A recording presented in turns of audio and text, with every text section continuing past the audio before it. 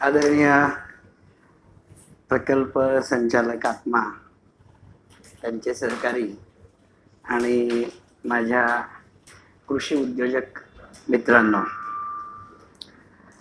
आज आपलं शाश्वत शेती या विषयावरचं दुसरं पुष्प आहे.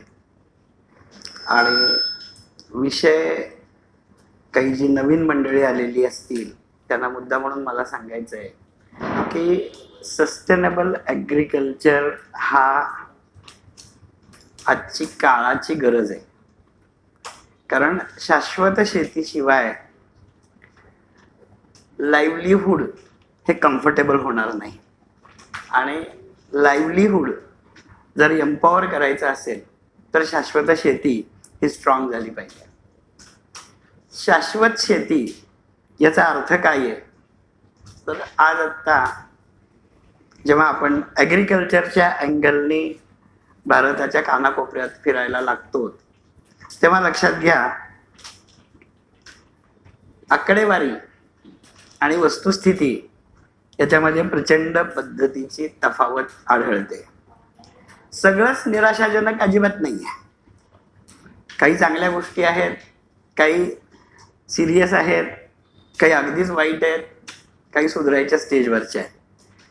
आणि जेव्हा आपला पर्टिक्युलरली प्राजक्ता इन्स्टिट्यूटचा या 4ही सेमिनारचा किंवा ज्या चर्चासत्रांचा रोख जो काही आहे हा पहिले सोलापूर जिल्हा आहे. आणि सोलापूर जिल्हा असल्यामुळं शाश्वत शेती सोलापूर जिल्ह्यातली हा विचार जेव्हा आपल्याला करायचा आहे तेव्हा 2 तारखेचं जे काही आपण एक पहिलं सत्र केलेलं होतं आणि 18 तारखेचं इन कंटिन्युएशन माननीय प्रकल्प संचालक आत्मांच्या पुढाकाराने जो आपण FPCचा मेळावा म्हणा घेतलेला होता, याच्यामध्ये ज्या गोष्टी मांडलेल्या होत्या त्या गृहीत धरून आज पुढचं सत्र मी सांगायला सुरुवात करतोय. पहिल्या दोन्ही म्हणजे 2 तारीख आणि 18 तारखेला आपण जनरल गोष्टी खूप पाहिलेल्या आहेत. जनरल गोष्टी म्हणजे कृषी उद्योजकता पाहिजे, आपल्याकडे काय कसं आहे वगैरे वगैरे. आजपासूनचे जे 3 सत्र असणार आहेत म्हणजे आजचं मला वाटतं 16 तारखेचं आणि 23 तारखेचं ही जी काही सत्र असतील तर या प्रत्येक सत्रामध्ये आपण टेक्निकल भाग बघायला सुरुवात करणार आहोत. म्हणजे कदाचित तो फार पटकन रंजक वाटेल असं नाहीये, पण तो आवश्यक आहे. आणि ह्या इन्फॉर्मेशनसाठी बऱ्याच वेळेला तुम्ही कितीही फिरलात तरी प्रॉपर इन्फॉर्मेशन मिळत नसते, हा माझा अनुभव आहे. आणि त्यामुळं आपण आजच्या सत्राला म्हणजे कृषी प्रक्रिया उद्योगाची उभारणी कशी करायची असते हा जो विषय आहे, या विषयाची सुरुवात करत असताना 5 मिनिटात मी मागचा रिव्ह्यू तुम्हाला मी घेतोय. या रिव्ह्यू मध्ये सगळ्यात पहिल्यांदा लक्षात घ्या की आपण ज्याला व्हॅल्यू चेन डेव्हलपमेंट म्हणजे शाश्वत शेतीच्यासाठी आपल्याला व्हॅल्यू चेन समजली पाहिजे. व्हॅल्यू चेन का समजली पाहिजे तर जे काही मार्केट आहे म्हणजे आपल्या 3ही सत्रांचा इथून पुढचा जो बेस असणार आहे सोलापूर जिल्ह्यातला कृषीचा कच्चा माल, परंतु मार्केट मात्र जगातला कुठलाही देश असू शकणार आहे हे लक्षात घ्या. म्हणजे आमच्याकडची ज्वारी ही उद्याच्याला आपल्याला मे बी कॅनडामध्ये विकायला हरकत नाही आहे किंवा जर्मनीत विकायला काही हरकत नाही आहे, कारण तो आमच्या जिल्ह्यातला प्रॉडक्ट आहे. तेव्हा 3ही सत्रांची मांडणी करत असताना इथलं लोकल रॉ मटेरियल घेऊन आपल्याला त्याचा सक्सेसफुल बिझनेस कसा उभा करायचा आहे. आणि हा नुसता इंडिव्हिज्युअल बिझनेस नाही आहे, तर याच्या संकल्पना समजून घ्या की ही व्हॅल्यू चेन डेव्हलप करायची आहे. आणि व्हॅल्यू चेनचं महत्त्व काय असतं लक्षात घ्या की व्हॅल्यू चेनमुळे त्या चेनमधले सगळे स्टेक होल्डरची एम्पॉवरमेंट होती. म्हणजे उदाहरणार्थ जेव्हा आपण बघतो आज लोक किंवा शेतकरी हे ऊसाकडे का जातात तर ऊसाकडे जाण्याचं कारण असं आहे की ऊसाची व्हॅल्यू चेन तयार आहे. म्हणजे तुम्ही ऊस लावल्यानंतर काढून पेमेंट तुम्हाला परत तोपर्यंत सगळ्या सोयी ह्या ऑलरेडी झालेल्या आहेत. तुम्हाला कुठेही पळापळी करायची गरज नसते. आणि नॉर्मली शेतकऱ्याला कम्फर्ट झोन हा बरा वाटतो. आणि त्यामुळं आपल्याला या पद्धतीच्या व्हॅल्यू चेन डेव्हलप करत असताना 3 प्रॉडक्ट घेऊन आपल्याला समजण्याच्या दृष्टिकोनातून आपण बघतो आहोत. याच्यामध्ये ज्वारी, ज्याला सोरगम आपण म्हणूयात किंवा मिलेट असं म्हणूयात. नंबर 2 जे काही आहे ते डाळिंब म्हणजे पोमोग्रेनेट किंवा अनार असं म्हणूयात. आणि तिसरा जो काही आहे त्याला केळी म्हणजेच बनाना हे आपण घेऊयात. या तिन्हीला धरून जेव्हा व्हॅल्यू चेन तयार होत असते त्यावेळेला सगळ्यात पहिला महत्वाचा मुद्दा लक्षात घ्या, व्हॅल्यू चेनचा सगळ्यात पहिला घटक जो असतो तो शेतकरी असतो. आणि हा शेतकरी जो काही आहे या व्हॅल्यू चेन म्हणजे तुमच्यापैकी बऱ्याच जणांनी रिले रेस पाहिलेली असेल ऍथलेटिक्स मध्ये. रिले रेस म्हणजे 4x100 मीटर्स म्हणजे काय असतं, 4 खेळाडू असतात. प्रत्येकाच्या म्हणजे पहिल्या खेळाडूच्या हातामध्ये एक बॅटन दिलं जातं. त्यांनी 100 मीटर पळायचंय आणि 100 मीटर वरती जो दुसरा खेळाडू उभारलाय त्याच्या हातात बॅटन द्यायचं. हे सक्सेस करत 4थ्यापर्यंत गेल्यानंतर शर्यत पूर्ण होते. व्हॅल्यू चेन म्हणजे या पद्धतीची साखळी असते. उदाहरणार्थ ज्वारी जी काही आहे ही शेतकऱ्याची स्ट्रेंथ काय आहे, तर शेतकऱ्याची स्ट्रेंथ ही उत्तम पैकी ज्वारी पिकवणं किंवा हुरडा काढणं. त्यामुळे त्यांनी त्याच्यामध्ये काम करावं. उत्तम पैकी त्यांनी प्रोडक्टिव्हिटी कशी वाढवायची ते बघावं. त्याच्यामध्ये अजूनही काय नाविन्यपूर्ण इंटरक्रॉपिंग करायचंय का काय हे बघावं. 2, 3, 4 क्रॉप कशी काढता येतील. ही ज्वारी जेव्हा हार्वेस्ट होणार आहे त्यावेळेला व्हॅल्यू चेन मधला पुढचा घटक जो येतो त्याला आपल्याला काढणी पश्चात तंत्रज्ञान असं म्हणलं जातं. पोस्ट हार्वेस्ट प्रोसेसिंग असं म्हणलं जातं. या ठिकाणी ॲबिलिटी वेगळी असते. म्हणजे पुन्हा एक लक्षात घ्या, सगळ्या गोष्टी मी एकटाच करेन हा अट्टहास करू नका. कारण प्रॅक्टिकली याच्यासाठी असणाऱ्या कॉम्पिटन्सी प्रत्येकाच्या वेगवेगळ्या असतात. म्हणजे जो उत्तम शेती करेल तो कदाचित काढणी पश्चात तंत्रज्ञान अजिबात त्याला कळणार नाही, जमणार नाही आणि तो फेल्युअर होईल. मग इथे काय पाहिजे तर काढणी पश्चात तंत्रज्ञानासाठी जो कृषी उद्योजक आपल्याला लागणार आहे त्याची गरज आहे. त्यांनी काय करायचंय तर ही काढणी झालेली ज्वारी जी काही आहे हा सीझनल क्रॉप आहे. म्हणजे परवाच्या सेक्शन मध्येच सरांनी सांगितल्याप्रमाणे खरीप ज्वारी आणि रब्बी ज्वारी अशी 2 पिकं असतात. आता ही जी 2 पिकं आहेत इथे नेहमी लक्षात घ्या, कन्झम्पशन ज्वारीचं जे काही आहे ते राऊंड द इयर आहे. 12 महिने आपल्याला ज्वारी लागणार आहे. पण ज्वारी पिकणार आहे किती, 2च वेळेला. आणि तीही ज्वारी पिकायला किती महिने लागतात, 4, 5, 6 महिने काय जे असतील ते लागत असते. म्हणजे लक्षात घ्या की काढणी पश्चात तंत्रज्ञान असणारा जो उद्योजक आहे त्याच्याकडे सगळ्यात पहिल्यांदा उत्तम वेअरहाऊस पाहिजे. म्हणजे ज्वारी साठवण्यासाठीची उत्तम सोय ज्याच्यामध्ये किडे लागू नयेत किंवा आणखीन काही बाकीच्या त्या ज्वारीला ओल लागू नये या पद्धतीची काळजी असणारं उत्तम वेअरहाऊस हे आपल्याला अवेलेबल करून दिलं पाहिजे. त्याच्यानंतर ज्वारीचं ट्रान्सपोर्टेशन झालं पाहिजे.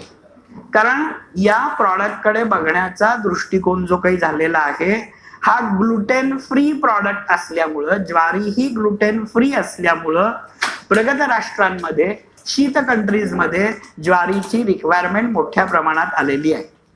तेव्हा याचं लॉजिस्टिक्स आपल्याला समजलं पाहिजे. म्हणजे ज्वारीचं 20 फुटी कंटेनर भरायचंय तर मला 20 किलोच्या किती बॅगा लागणार आहेत, मग त्या बॅगाचं स्पेसिफिकेशन काय लागणार आहे, या सगळ्या गोष्टी या पोस्ट हार्वेस्ट मध्ये असणारा जो उद्योजक आहे त्याला समजल्या पाहिजे. त्याच्यानंतर आपण पुढच्या फेजला जाताना ज्याला आपण फूड प्रोसेसिंग म्हणतो, म्हणजे जिथं काढलेली ज्वारी किंवा ग्रेड केलेली ज्वारी ही कच्चा माल म्हणून वापरली जाणार आहे. म्हणजेच त्या ज्वारीपासून पीठ करणं असेल किंवा तुमच्या बिस्किट करणं म्हणजे कुकीज करणं असेल किंवा एक्सट्रुडेड स्नॅक्स करणं असेल किंवा पास्ता करणं असेल तर या सगळ्याला फूड प्रोसेसिंग म्हणलं जातं. आणि याच्यासाठीची कॉम्पिटन्सी असणारी मंडळी वेगळी आहे. कारण या ठिकाणी फूड टेक्नॉलॉजिस्टचं इंटरव्हेन्शन होतं आणि या ठिकाणी FSSAI चे नॉर्म्स लागू होतात. कदाचित हे वेअर हाऊसिंग वाल्याला जमणार नाहीये किंवा शेतकऱ्याच्या लक्षात येणार नाहीये. याचे उद्योजक थोडेसे वेगळे असणार आहेत आणि त्यांनी या ठिकाणी जोडायचं या व्हॅल्यू चेन मध्ये की त्यांनी व्हॅल्यू ऍडेड प्रॉडक्ट्स करत जायचे. आणि हे व्हॅल्यू ऍडेड प्रॉडक्ट करत असताना एंटायर ज्वारीच्या ताटापासून मुळापासून प्रत्येक गोष्टीचा अभ्यास करायला पाहिजे, त्याच्यातून मला काय काढता येण्यासारखं. त्यानंतरचा जो पुढचा जो पार्ट आहे की फूड प्रोसेसिंग इंडस्ट्रीने उत्तम प्रॉडक्ट तयार केला, हा विकला गेला पाहिजे. आणि त्या ठिकाणी फॉरवर्ड इंटिग्रेशन असणारी मंडळी तिथे जॉईन झाली पाहिजेत. म्हणजे ज्यांना मार्केटिंग हे त्यांचं अंग आहे, ब्रँडिंग हे त्यांचं अंग आहे, आणि ते ऑर्गनाइज्ड सप्लाय चेन ज्या काही आहेत, म्हणजे आपल्याकडचं डीमार्ट असेल किंवा मोर असेल किंवा बिग बाजार असेल किंवा टेस्को असेल किंवा सेन्सबरी असेल, यासारख्या ऑर्गनाइज्ड सप्लाय चेन बरोबर त्यांना लायझनिंग करता आलं पाहिजे. आणि या वेळेला फॉरवर्ड लिंकेज पूर्ण झाल्यानंतर शेतकऱ्याची ज्वारी या चेन मधनं जर चालली तर ती ज्वारी कधीही वेस्ट होणार नाही. आणि ही जर ऑर्गनाइज्ड व्हॅल्यू चेन केलेली असेल तर ही करणारी आत्मासारखी मंडळी असतील किंवा काही कंपन्या असतील, या कंपन्यांना बंधन असं असतं की redeployment of profit for farmer empowerment. म्हणजे या चेनमध्ये जो जास्त नफा तयार होतो, हा नफा पायाभूत इन्फ्रास्ट्रक्चर करायला, शेतीमधल्या सुधारणा करायला गुंतवल्या गेल्या पाहिजेत. म्हणजे तुम्ही थोडंसं म्हणजे बाहेर पडा सोलापूरच्या, असं मला सांगणं आहे. कारण माझ्या माहितीमध्ये असणारी अतिशय चांगली एक कंपनी आहे, त्या कंपनीचं नाव जे काही आहे त्याला ओमनी ऍक्टिव्ह असं म्हणलेलं आहे. ओमनी ऍक्टिव्ह हे या कंपनीचं नाव आहे. संजय मरीवाला हे त्याचे प्रमोटर आहेत किंवा मालक आहेत किंवा उद्योजक आहेत. ते तुम्ही या संजय मरीवालांचा जर अभ्यास केला तर संजय मरीवाला हे साधारणपणे माझ्या हिशोबातल्या 4थ्या पिढीचे उद्योजक आहेत, 4th जनरेशन आहेत. आणि त्याने घरच्या बिझनेसवरती पाणी सोडलं, म्हणजे त्याच्यात भांडत बसले नाहीत. ते त्यांचा ट्रॅडिशनली मसाल्याच्या ट्रेडिंगचा बिझनेस होता. मसाल्याच्या ट्रेडिंग पासून ते लोक फूड इन्ग्रेडियंट, स्पाइस इन्ग्रेडियंट कडे गेले, सिझलिंग कडे आले. त्याच्यानंतर त्यांनी ऑलिव्ह रेझिन म्हणजे तेल काढायचा बिझनेस केला.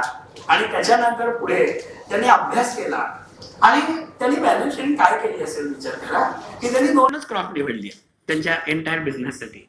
एक जे काही आहे ते हळद आणि दुसरी आहे ती चिली म्हणजे मिरची.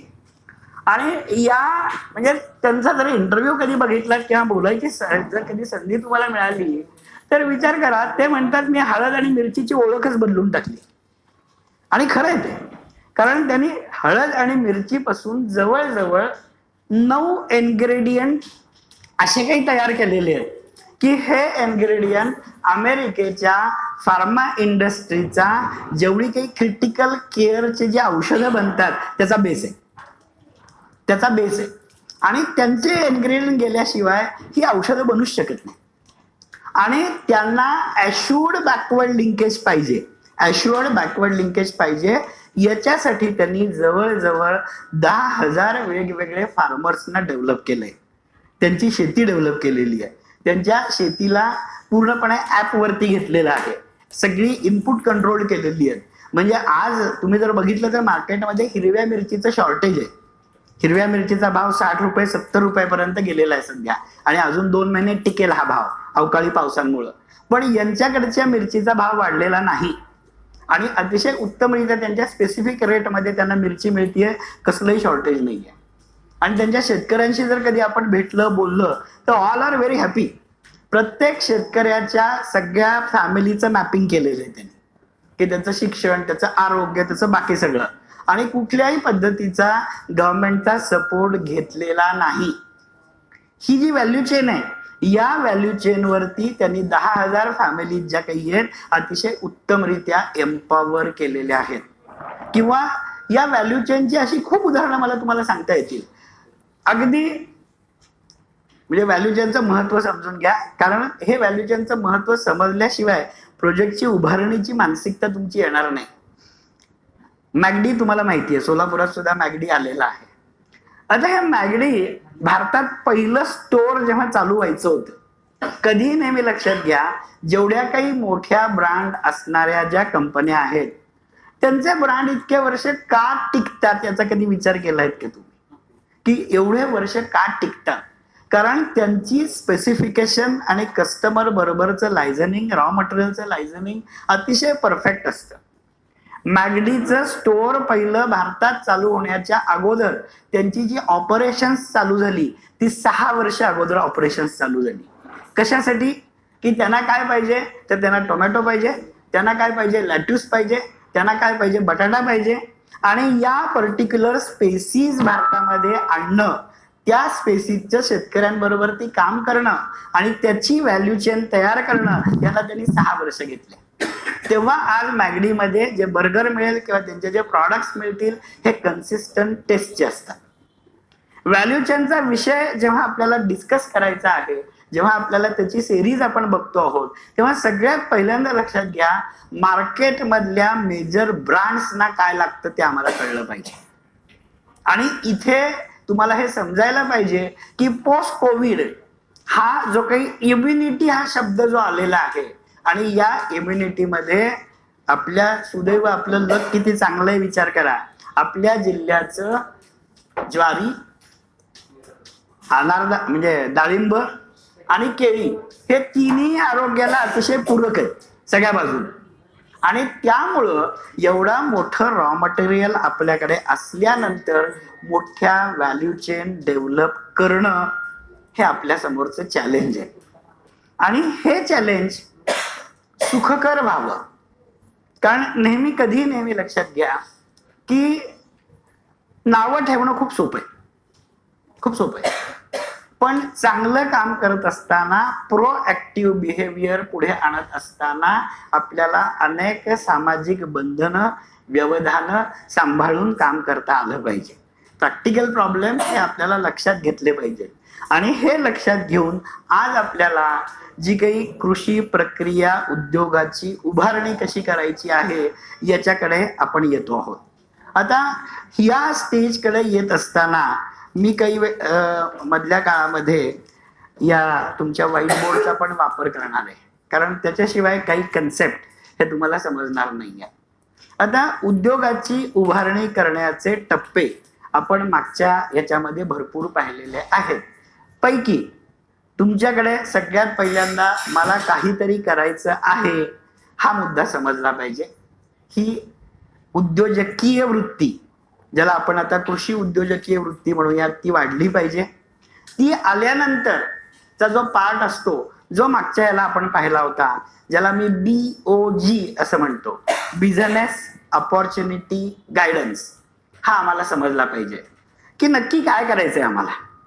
म्हणजे आम्ही रिसोर्स बेस मध्ये जायचंय का आम्ही नीड बेस मध्ये जायचंय, आम्ही मॅन्युफॅक्चरिंग मध्ये जायचंय का आम्ही सर्व्हिस सेक्टर मध्ये जायचंय का आम्ही ट्रेडिंग मध्ये जायचंय. सगळ्या गोष्टी चांगल्या आहेत, डिपेंड अपॉन तुमची बॅकग्राऊंड काय आहे, तुमची मानसिकता काय आहे.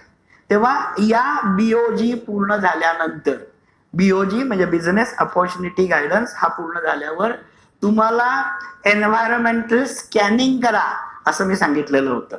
एन्व्हायरमेंटल स्कॅनिंग करा याचा अर्थ असा आहे की आपल्या अवतीभोवतीचं व्यावसायिक वातावरण जे काही आहे याचा अभ्यास करा.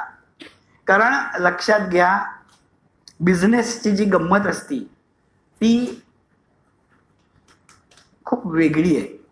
म्हणजे मी कधी कधी गमतीमध्ये असं म्हणत असतो की मॅन्युफॅक्चरिंग ऍक्टिव्हिटी, याच्यावरती आपण बरंच बोलतो, त्या मॅन्युफॅक्चरिंग ऍक्टिव्हिटीचा जर तुम्ही दुसऱ्या अर्थाने बघितलं तर मॅन्युफॅक्चर दॅट इज मॅन्युफॅक्चर आहे.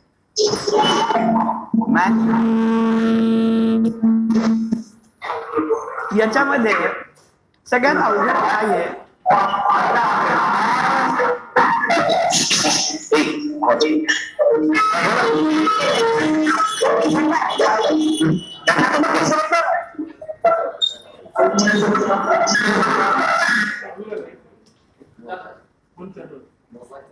हा फोन चालू होता.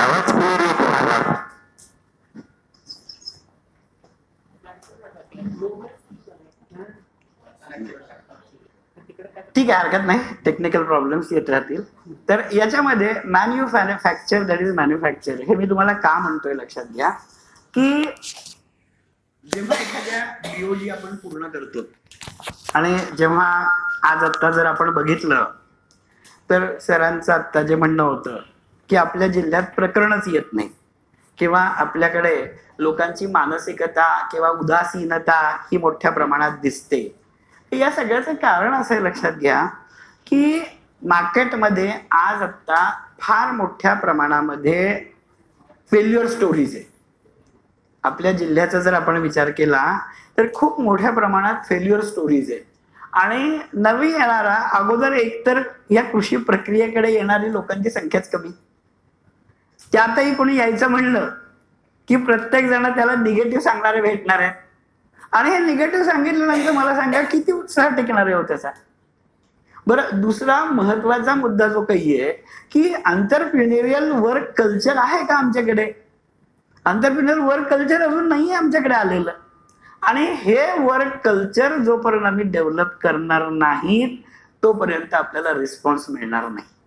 बरं, दुसरी गंमत काय झाली आहे लक्षात घ्या की योजनांची जी मजा आली आहे पूर्वी, म्हणजे मला वाटतं मी शासनाच्या बरोबर ती एक 20 वर्ष तरी काम करतोय आणि याच्यामध्ये गेल्या 10 वर्षामध्ये शासनाचा रोख बदलत चाललाय.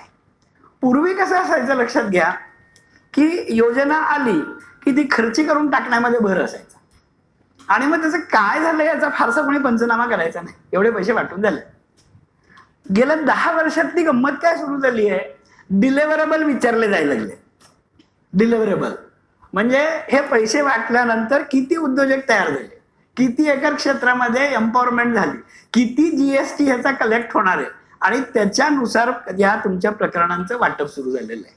म्हणजे जी काही स्मार्ट योजना असेल किंवा जी काही मॅग्नेट योजना असेल, या योजना ज्या वेळेला वर्ल्ड बँक किंवा एशियन डेव्हलपमेंट बँकेने केलेल्या आहेत त्यावेळेला त्यांनी अतिशय विचार करून मुद्दे केलेले आहेत.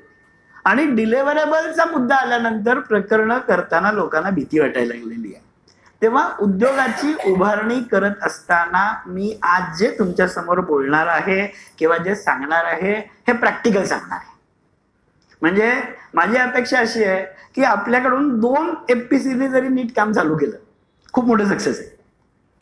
जे की सगळ्या यावं आणि सगळ्यांचं सगळं चांगलं व्हावं असं बिझनेस नसतो. कारण बिझनेस हा मुळातच अनसर्टनिटी मधली सर्टनिटी आहे. आणि म्हणून कुठलाही सेटअप करत असताना पहिला महत्वाचा मुद्दा म्हणजे कृषी प्रक्रियेमधला अतिशय महत्वपूर्ण समजून घ्या, काळजीपूर्वक लक्षात ठेवा आणि रिवाइज करत राहा की तुम्ही सिंगल क्रॉप ओरिएंटेड बिझनेस करू नकात.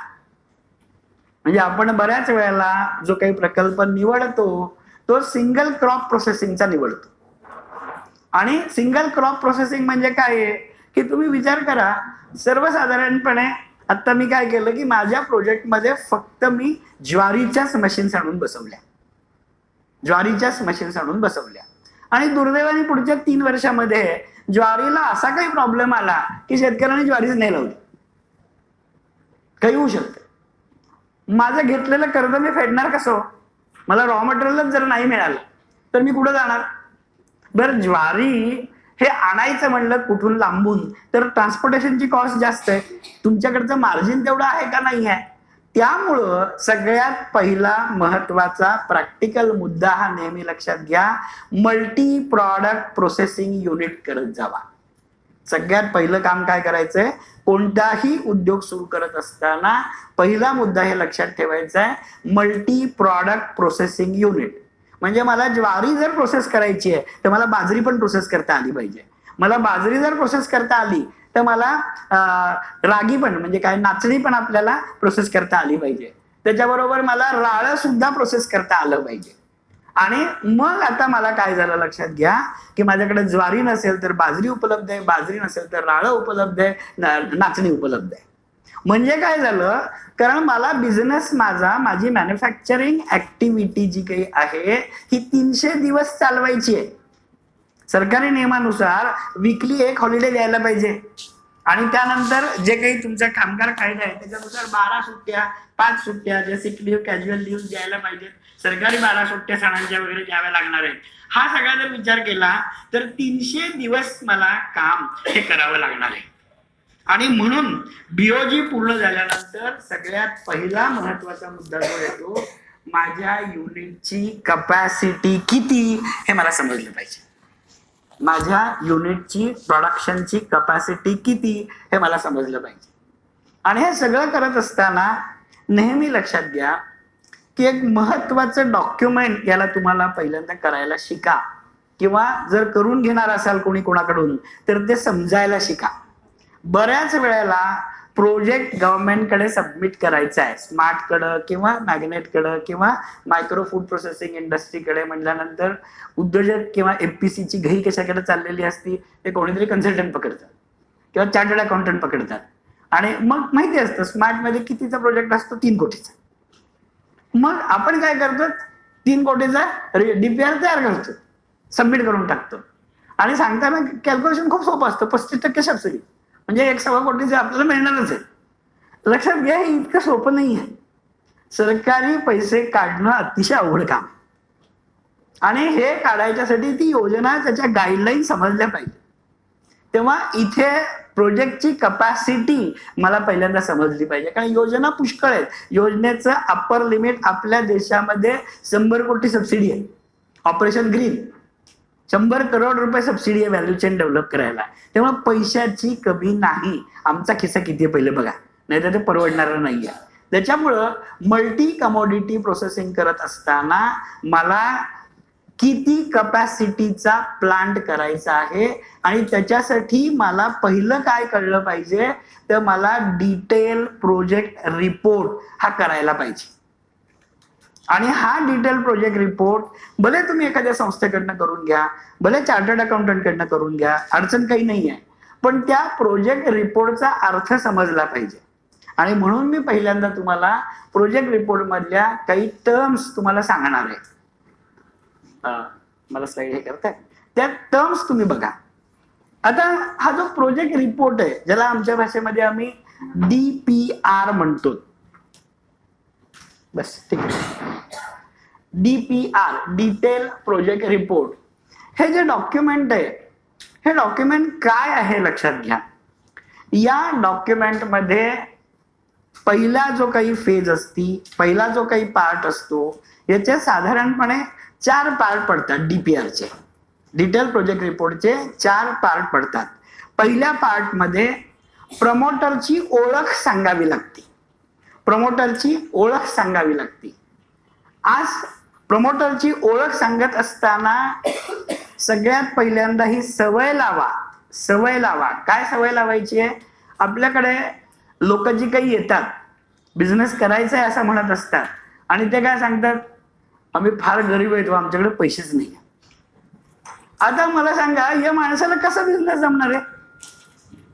बरं, दुसरा महत्वाचा मुद्दा जो काही आहे की पहिल्यापासूनच रडायला लागला तर काय धंद्याचे हे धक्के सहन करणार आहे मला सांगा तुम्ही. बरं, दुसरा महत्वाचा मुद्दा इथे लक्षात ठेवा, बिझनेस करायला पैसेच लागतात का, अजिबात नाही. पहिले मनाची जिगर पाहिजे, पहिले मनाची जिगर पाहिजे, उद्योजकता असली पाहिजे. आणि याच्यामध्ये तुम्हाला म्हणजे जे काही ऍसेट्स लागणार आहेत तुमच्या, तर तुमची कॉम्पिटन्सी महत्वाची आहे की तुम्हाला फील्ड अंडरस्टँड झालं पाहिजे. आणि हे अंडरस्टँड करण्यासाठीचा महत्वाचा मुद्दा जो असतो तो आज आता अर्थशास्त्राचा असा नियम आहे किंवा फिजिक्सचा असा नियम आहे, झिरोतनं काही तयार होत नसतं, काहीतरी लावावं लागतं, मग काहीतरी उगवतं. जे तुम्ही सगळे शेतकरी आहात, एफपीसी वाली मंडळी आहात, नुसती जाऊन शेतामध्ये पूजा करत बसलात, काही पेरणी केली नाही आणि सगळं उगवू देत म्हणून धान्य सांगितलं, उगवणार आहे का? पहिले पेरा ना. मग तुम्ही न पेरता मला बिझनेस करायचा आहे हे कुठून आणलं? आणि त्याच्यासाठी माझं मागचं लेक्चर नीट समजून घ्या. माझ्यातला स्वॉट, माझी स्ट्रेंथ काय आहे? मी माल विकू शकतो, मी सर्व्हिस देऊ शकतो, मी गायडन्स करू शकतो, मी मॅन्युफॅक्चरिंग करू शकतो, हे आयडेंटिफाय करा पहिल्यांदा. त्याच्याशिवाय आम्हाला बिझनेसचा प्रपोजल करायच्या भानगडीत पडू नये.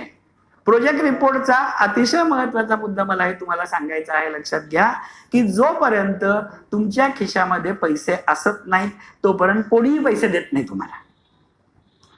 कर्ज मागण्याची सुद्धा एक पद्धत आहे, आणि ती पद्धत जर तुम्ही नीट शिकलात तर लक्षात घ्या बिझनेस सक्सेसफुल होणार आहे.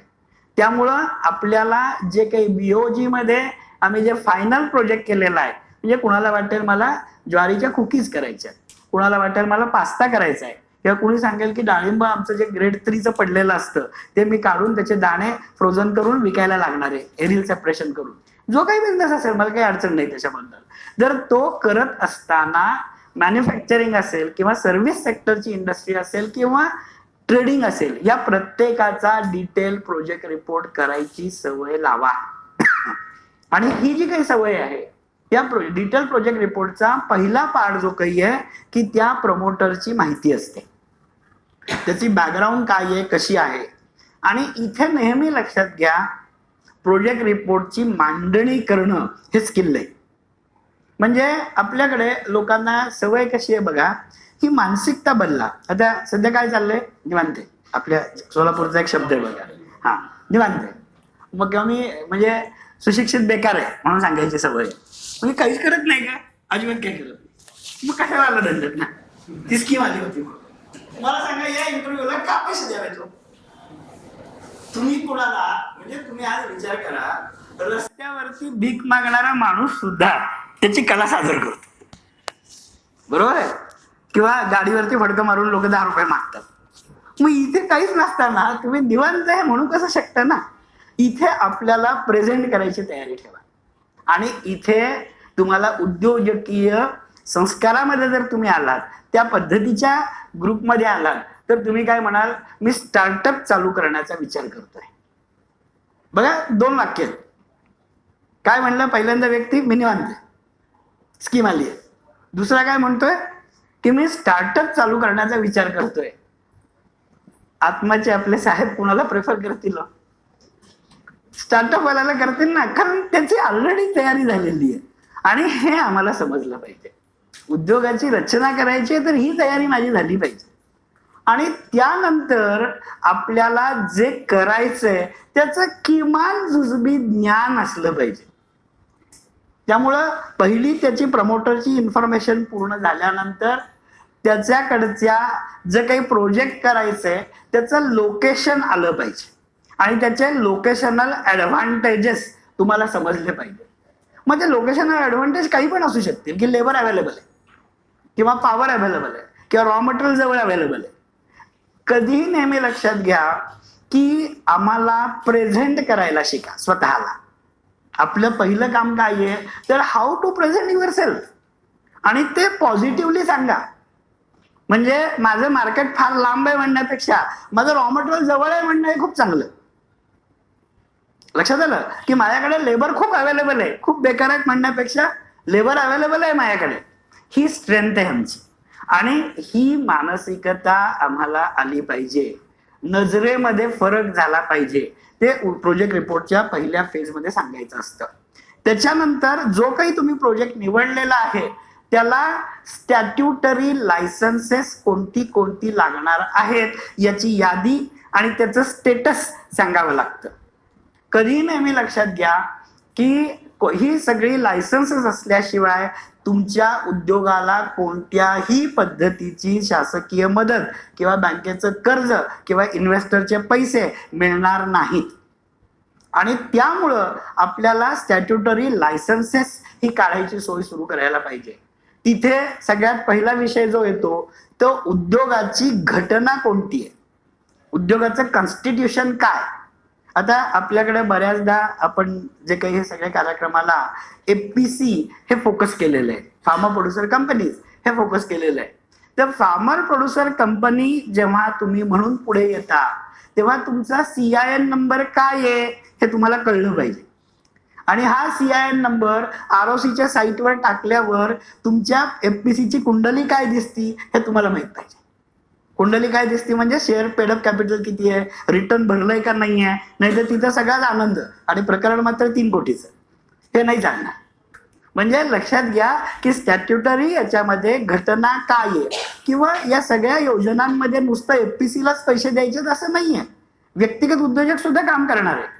पण व्यक्तिगत उद्योजक काम करत असताना बँकेचं म्हणणं असं असतं, फायनान्सरचं म्हणणं असं असतं की उद्याच्याला तुम्ही 4 महिने आजारीच पडले दुर्दैवानी, तुमचा बिझनेस कोण सांभाळणार, सक्सेशन प्लॅन काय हे बँकर विचारायला लागले आजकालच्या काळात. आणि त्या वेळेला तुम्हाला पैसे मिळणं अवघड जातं. म्हणून माझा नॉर्मली जो काही तुम्हाला सांगण्याचा जो मुद्दा असतो की किमान LLP करत जा. पार्टनरशिप व्यक्तिगतरित्या मला आवडत नाही, कारण पार्टनरशिप मध्ये काय असतं, पैसे नसताना भांडणं होतात किंवा पैसे खूप आले की भांडणं होतात आणि पार्टनरशिप कंपनी बंद पडते. LLP ही ROC कडे रजिस्टर केलेली असल्यामुळं पार्टनर चेंज करून कंपनी चालू राहते. प्रायव्हेट लिमिटेड केली तर फारच चांगलं आहे, कारण प्रायव्हेट लिमिटेडचं स्टेटस वेगळं असतं आणि सस्टेनेबिलिटीची पॉसिबिलिटी जास्त असते. त्यामुळे तुमची जी घटना आहे ती पार्टनरशिप आहे, LLP आहे, प्रोप्रायटरी आहे, प्रायव्हेट लिमिटेड आहे, हे तुम्हाला सांगायचं आहे. त्याची सर्टिफिकेट जोडायची आहे. त्याच्यासाठी तुम्ही जर काही ब्रँड वगैरे रजिस्टर केलेला असेल तर तो तिथे जोडायचा आहे. हा तुमचा ऍडिशनल ऍडव्हान्टेज आहे. आणि त्यानंतर तुम्हाला उद्यम रजिस्ट्रेशन आलं पाहिजे. आणि उद्यम रजिस्ट्रेशन काढत असताना सगळ्यात पहिल्यांदा तुम्हाला आजकाल आपल्याकडे MSMEनी वेगवेगळ्या प्रोजेक्टच्या कॅटेगरी केल्या आहेत, ह्या समजल्या पाहिजेत. उगीच कुठल्या कन्सल्टंटकडे जाऊन उद्यम काढून आणून चालणार नाहीये. तर आपल्या दृष्टिकोनातून आपल्याला उद्यम मधली कॅटेगरी कळली पाहिजे. MSMEच्या वेबसाईटवरती फ्री ऑफ चार्ज तुम्हाला उद्यम सर्टिफिकेट मिळतं. फार झालं तर 2-3 तासामध्ये तुमच्याकडे ते मिळतं. तेव्हा उद्यम हे पहिलं सर्टिफिकेट आपल्याला असलं पाहिजे. त्याच्यानंतर जो काही आपला कृषी प्रक्रिया जो काही उद्योग करायचा आहे, हा कृषी प्रक्रिया उद्योगाचा जो आउटपुट आहे, जे फिनिश प्रॉडक्ट आहे, हे फूड असणार आहे, हे अन्न असणार आहे. आणि त्यामुळं अन्न म्हणजे FSSAIचे नॉर्म्स हे तुमच्या उद्योगाला लागणार आहेत. FSSAIचे नॉर्म्स हे तुमच्या उद्योगाला लागणार आहेत. आणि मग त्या ठिकाणी जी काही जागा तुम्ही निवडणार आहात ती FSSAIच्या नॉर्म्स मध्ये बसते का, त्याचा अभ्यास झाला पाहिजे तुमचा. आता FSSAIचे नॉर्म्स काय असतात, तर सगळ्यात पहिल्यांदा लक्षात घ्या, जी काही इंडस्ट्री तुम्हाला करायची, ज्वारी प्रोसेस करायची, डाळिंब प्रोसेस करायची, केळी प्रोसेस करायची किंवा अजून भाज्या प्रोसेस करायच्या, या तुमच्या प्रपोज्ड इंडस्ट्री पासून 500 फुटाच्या आतमध्ये कुठेही कचरा कुंडी असू नये. नंतर उघडा नाला असू नये. याचं कारण माहितीये ना सगळ्यांना, की त्याच्यावरच्या माशा, डास, किडे हे तुमच्या प्रॉडक्टमध्ये येणार आहेत आणि ते चालणार नाही FSSAIच्या नियमानुसार. हे पहिले बेसिक मुद्दे आहेत. तुम्ही जे पाणी उद्योगामध्ये वापरणार आहात, मग ते युटेन्सिल धुण्यासाठी असेल किंवा ते शिजवण्यासाठी असेल किंवा ते प्रोसेस वॉटर असेल, तर हे जे पाणी आहे हे कंपल्सरी पोर्टेबल पाणी असावं. पोर्टेबल पाणी म्हणजे त्याचे जवळजवळ 90 पॅरामीटर्स आहेत, त्याला कंप्लायन्स असलं पाहिजे. आणि त्यामुळं एरवी आमचं म्हणणं असतं RO प्लांट बसवा म्हणजे हा विषय येणार नाही. याचं कारण असं आहे, लक्षात घ्या, एक शब्द नीट समजून घ्या आजचा, कंटॅमिनंट. कंटॅमिनंट म्हणजे फूडमध्ये, food as a food or poison हा जो शब्द आहे, की या फूडमध्ये जर कंटॅमिनंट आले तर तुमचं फूड हे पॉइझन होतं. म्हणजे लक्षात घ्या की तुम्ही एखादं छानपैकी ज्वारीचं कुकीज चांगलं तयार केलं आणि ते कुकी पॅकेट करून जेव्हा कस्टमरने फोडलं तेव्हा त्याच्यामध्ये मस्त माशी आत जाऊन बसलेली आहे मरून, काय होईल? कंप्लेंट होईल, जेलमध्ये जावं लागेल, 2 लाख रुपये दंड बसेल. लक्षात आलं का? की आम्हाला FSSAI माहित नव्हतं. आणि त्यामुळं जी काही उद्योगाचं जे स्ट्रक्चर किंवा जे आर्किटेक्चरल ड्रॉइंग करायचं आहे त्याचे नॉर्म्स तुम्हाला समजले पाहिजेत. पुढच्या एका लेक्चरमध्ये त्याच्यावर वेगळा विषय पण मी घेणार आहे. पण चेंज रूम झाल्या पाहिजेत, दरवाजाचे किंवा खिडक्या ज्या काही आहेत त्या जाळ्या मारून घेतल्या पाहिजेत, हातपाय धुवायची सोय पाहिजे, कामावरचे कपडे वेगळे पाहिजेत. तुमचा बिझनेस 10 लाखाचा असू दे, 10,000चा असू दे, 10 कोटीचा असू दे, नियम सारखे, नियम सगळ्यांना सारखे. इथे कुणाला वेगवेगळे नियम नाहीत. आणि त्यामुळं तुम्हाला हे लक्षात यायला पाहिजे की प्रोजेक्ट रिपोर्टमध्ये पहिल्या फेजमध्ये या सगळ्याची तरतूद ही तुम्हाला करावी लागणार आहे. आणि त्यानंतर माल विकायच्यासाठी जर ऑर्गनाइज्ड सेक्टरमध्ये जर माल विकायचा असेल तर आज कंपल्सरी GST आला पाहिजे. आणि सगळ्यांनी पहिल्यांदा लक्षात घ्या की GSTनी तुमची कुठलीही किंमत वाढत नाही. GST मुळे कोणतीही किंमत वाढत नाही, कारण तुम्ही माल खरेदी करताना जो GST पे करणार आहात, माल विकताना कस्टमर कडनं तो घेणार आहात आणि तो सरकारला भरणार आहात. आपण एजंट म्हणून काम करतोय गव्हर्नमेंटचे. कुठल्याही पद्धतीच्या कॉस्टिंग मध्ये फरक पडत नाही. आणि ज्या लोकांना बिझनेस मोठा करायची इच्छा असेल त्यांचा जो कस्टमर असतो तो जीएसटी रिटर्न भरले का म्हणून विचारतो. म्हणजे कधी नेहमी लक्षात घ्या, आपल्याकडच्या बऱ्याचशा लोकांना जीएसटी नंबर काढायची सवयच नाहीये. कशाला पाहिजे जीएसटी म्हणून सांगतात, तर असं चालत नाही. त्यामुळं म्हणून हे सगळे लायसन्सेस झाल्यानंतर तुमच्या प्रोजेक्टची ऍक्टिव्हिटी डिफाईन करावी लागते की तुमच्या प्रोजेक्टमध्ये काय प्रॉडक्ट्स तयार करणार आहात हे त्या डीपीआर मध्ये लिहावं लागतं.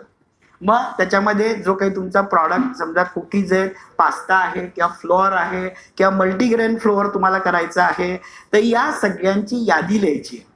नुसती यादी लिहून चालणार नाही आहे, तर त्या प्रॉडक्टची स्पेसिफिकेशन द्यावी लागतात की तुमच्या कुकीजचं वजन किती असेल, किती किलो बनवणार आहात, पॅकेट कसं असणार आहे, हे सगळं डिटेल हे तुम्हाला डीपीआर मध्ये द्यावं लागणार आहे. त्यानंतर जी काही आहे ती या प्रॉडक्टची प्रोसेस फ्लो द्यावा लागतो की कोणत्या कोणत्या टप्प्यामध्ये हा प्रॉडक्ट होतो, त्याची प्रोसेस फ्लो तिथे एक्सप्लेन करावी लागते. हा तुमच्या डीपीआरचा पहिला पार्ट होतो. आता दुसरा पार्ट जो चालू होतो की या पद्धतीचे प्रॉडक्ट्स तयार करायच्यासाठी तुम्हाला इन्फ्रास्ट्रक्चर काय लागणार आहे आणि या इन्फ्रास्ट्रक्चरची कॉस्ट काय असणार आहे, हे दुसरा पार्ट आहे प्रोजेक्ट रिपोर्टचा. आणि याच्यामध्ये सगळ्यात महत्वाचे इथे काही टर्म्स आम्हाला समजल्या पाहिजेत. आणि या ज्या टर्म्स आहेत यातली पहिली टर्म या स्लाइड मध्ये तुम्हाला दिसतीये.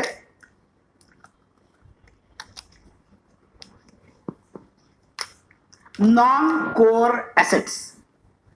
आता बघा, हे खूप महत्वाचं आहे.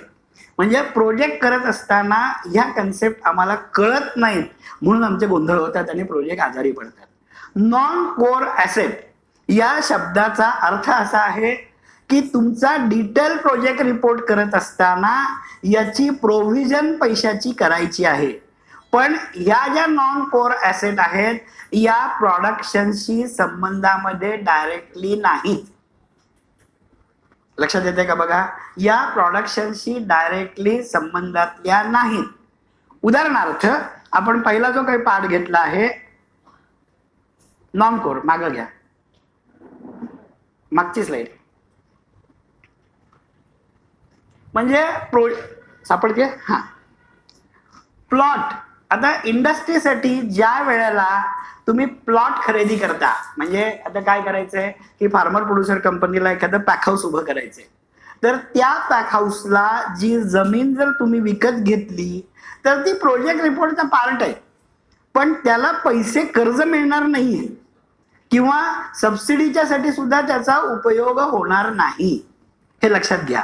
त्यामुळं ती तुमची 100% ओन इन्व्हेस्टमेंट असणार आहे. बऱ्याच वेळेला लोकांना त्याच्यामध्ये कन्फ्युजन असतात. एमआयडीसी मध्ये जर प्लॉट घेतला तर एमआयडीसीतला प्लॉट मॉर्गेज होऊ शकतो, एवढाच त्याचा फायदा आहे. एमआयडीसी मध्ये जर प्लॉट तुम्ही घेतला तर एमआयडीसीचा प्लॉट मॉर्गेज होऊ शकतो, पण त्याला नॉन कोर ऍसेट म्हणलं जातं. त्याच्या पुढचा जो मुद्दा आहे साईट डेव्हलपमेंट.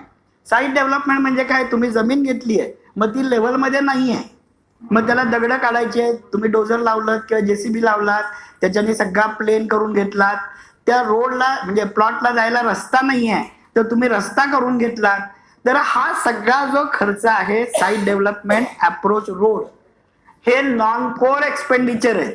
हे प्रत्यक्ष उत्पादनाच्या संबंधामध्ये नाहीत.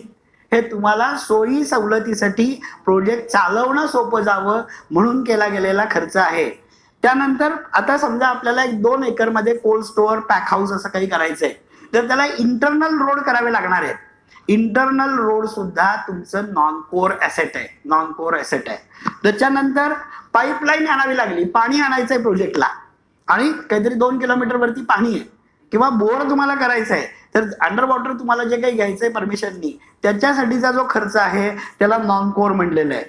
पॉवरची लाईन ओढून आणायची आहे, म्हणजे ट्रान्सफॉर्मर किंवा जी काही काय तुमची एक्सप्रेस फीडर 1-2 किलोमीटर वरती आहे, तर त्याच्यासाठीचा जो काही खर्च सगळा असेल तो नॉन कोर म्हणून पकडला गेलेला आहे. आणि त्यानंतर तुम्हाला स्टाफ क्वार्टर बांधायचे आहेत, कारण जेव्हा प्रोजेक्ट मोठा असतो तेव्हा काही लोक राहायची सोय आपल्याला करावी लागते. या स्टाफ क्वार्टर्स आहेत, पार्किंग आहे, बेबी सिटिंग आहे, डायनिंग एरिया आहे, हे सगळे जे काही मुद्दे आहेत हे नॉन कोर म्हणून पकडले जातात. म्हणजे प्रोजेक्ट रिपोर्ट मध्ये घेतले जातात. याचं एस्टिमेट लावावं लागतं, याचं कर्जाच्या साठीचा उपयोग होत असतो. आणि त्याच्या पुढे जी काही आहे लँडस्केपिंग, म्हणजे बऱ्याच वेळेला आपण जी काही गार्डन वगैरे करतो चांगली, तर ही सुद्धा नॉन कोर ऍसेट मध्ये आहे. इव्हन ऍडमिन ब्लॉक, म्हणजे काही मंडळी काय करतात की ऍडमिनिस्ट्रेशनचं ऑफिस हे वेगळे 4-5 लाखाचं 10 लाखाचं दाखवतात. ह्या सगळ्याला नॉन कोर ऍसेट म्हणलेलं आहे. आणि हे मी का तुम्हाला सांगतोय की नॉन कोर ऍसेटची सगळी डीपीआर मधली प्रोव्हिजन सबसिडीला गृहीत धरली जात नाही. ती 100% तुमचं स्वतःचं कॉन्ट्रीब्युशन धरलं जातं. हे समजतंय का? बघा, आपल्याला वाटतं आम्ही 3 कोटीचा प्रोजेक्ट केलाय आणि ती कन्सल्टंट मंडळी हुशार असतात, ते लँड डेव्हलपमेंट, पण त्याला मेजर नाहीये ना. इथे डोंगर होता, इथे काय खाली हे होतं, खड्डा होता, तो भरायला आम्ही 10 लाख खर्च केले. आपल्याला वाटतं आम्ही खर्च दाखवला, बरं बिलं सगळी मिळतात मार्केटमध्ये. सँक्शनिंग अथॉरिटीज एवढ्या हुशार झालेल्या आहेत, लक्षात घ्या, त्याला काही देत नाहीत पैसे, ते तुमचं कॉन्ट्रीब्युशन म्हणतात. आणि मग तुमचा 3 कोटीचा प्रोजेक्ट 10 दिवशी 1 कोटीवर आलेला असतो आणि त्याच्या 30% 35% सबसिडी मिळते. आपले जे गोंधळ आहेत, आणि हे शेवटपर्यंत कळत नसतं खड्ड्यात पडल्याशिवाय. म्हणून पहिले डीपीआर समजला पाहिजे. तर पहिली टर्म जी काही आहे ही नॉन कोर ऍसेट आहे. आणि म्हणून आपण काय म्हणलेलं आहे, 100% ओनर कॉन्ट्रीब्युशन याला अपेक्षित आहे. 100% ओनर कॉन्ट्रीब्युशन याला अपेक्षित आहे. पुढची स्लाइड. या सेंट्रल गव्हर्नमेंटच्या गाईडलाईन आहेत. या तुम्ही एमओबीसीडीला जावा, नाबार्डचं घ्या, किसान संपदा घ्या, किंवा कुठली एमआयडीएची स्कीम घ्या, या सगळ्याला या लागू आहेत. आता दुसरा जो काही आहे कोर ऍसेट.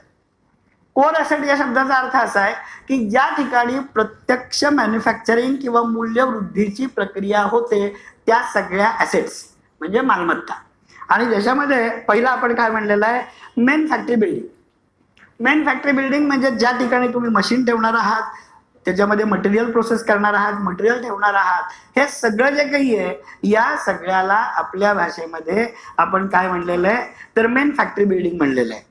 आणि त्यामुळं ती मेन फॅक्टरी बिल्डिंग ही कोर ऍसेट आहे. आता बऱ्याच वेळेला तुम्हाला ट्रान्सफॉर्मर विकत घ्यावा लागणार आहे. म्हणजे तुम्ही जर एचटी कन्झ्युमर असाल तर एचटी कन्झ्युमरला आपल्या दृष्टिकोनातून ट्रान्सफॉर्मरची आवश्यकता आहे. नुसतं ट्रान्सफॉर्मर घेऊन चालत नाही, त्याच्याबरोबर कॅपॅसिटर घ्यावा लागतो. आणि या दोघांना किमान 7-8 लाखाची इन्व्हेस्टमेंट मिनिमम होते. बरं, तेवढं करून चालत नाही, तर त्याच्याबरोबर कंट्रोल पॅनल करावा लागतो. अदरवाईज तुमचे सगळी इक्विपमेंट जळायला सुरुवात होते. आणि त्यामुळं proper डिझाईनचा control panel, transformer with capacitor, या सगळ्याला कोर ऍसेट म्हणलेलं आहे. त्यानंतर प्लांट आणि मशिनरी. आता प्लांट आणि मशिनरी हा शब्द ऐकायला खूप सोपा आहे, परंतु तो नीट समजून घ्यायला पाहिजे.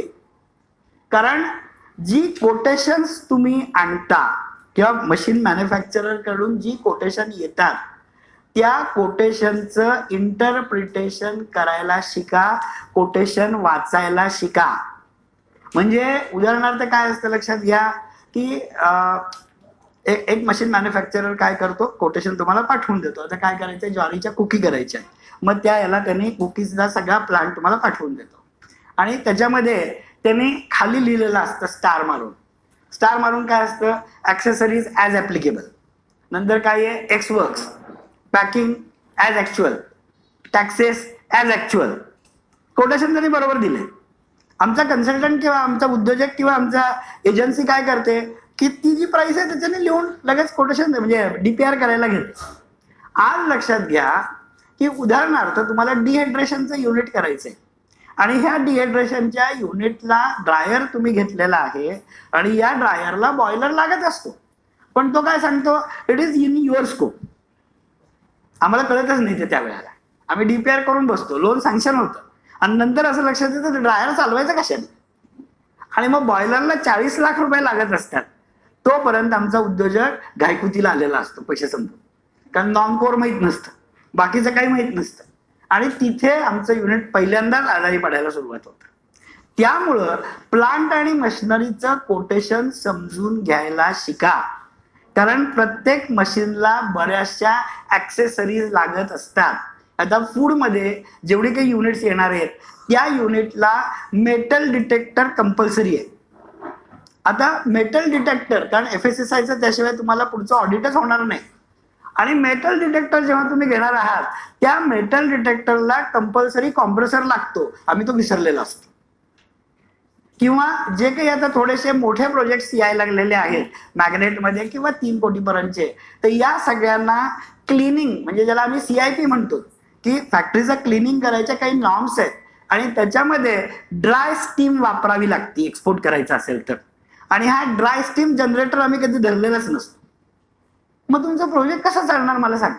त्यामुळे प्लांट अँड मशिनरी जेव्हा आम्हाला शिकायची आहे, घ्यायची आहे, DPR मध्ये त्याचं कॉस्ट टाकायची आहे, त्यावेळेला तुम्हाला मशिनरी मॅन्युफॅक्चररशी बसून बोलावं लागतं. त्याला 3-3, 4-4 तास, 2-2, 3-3, 4-4 मशीन मॅन्युफॅक्चररकडे जायला पाहिजे.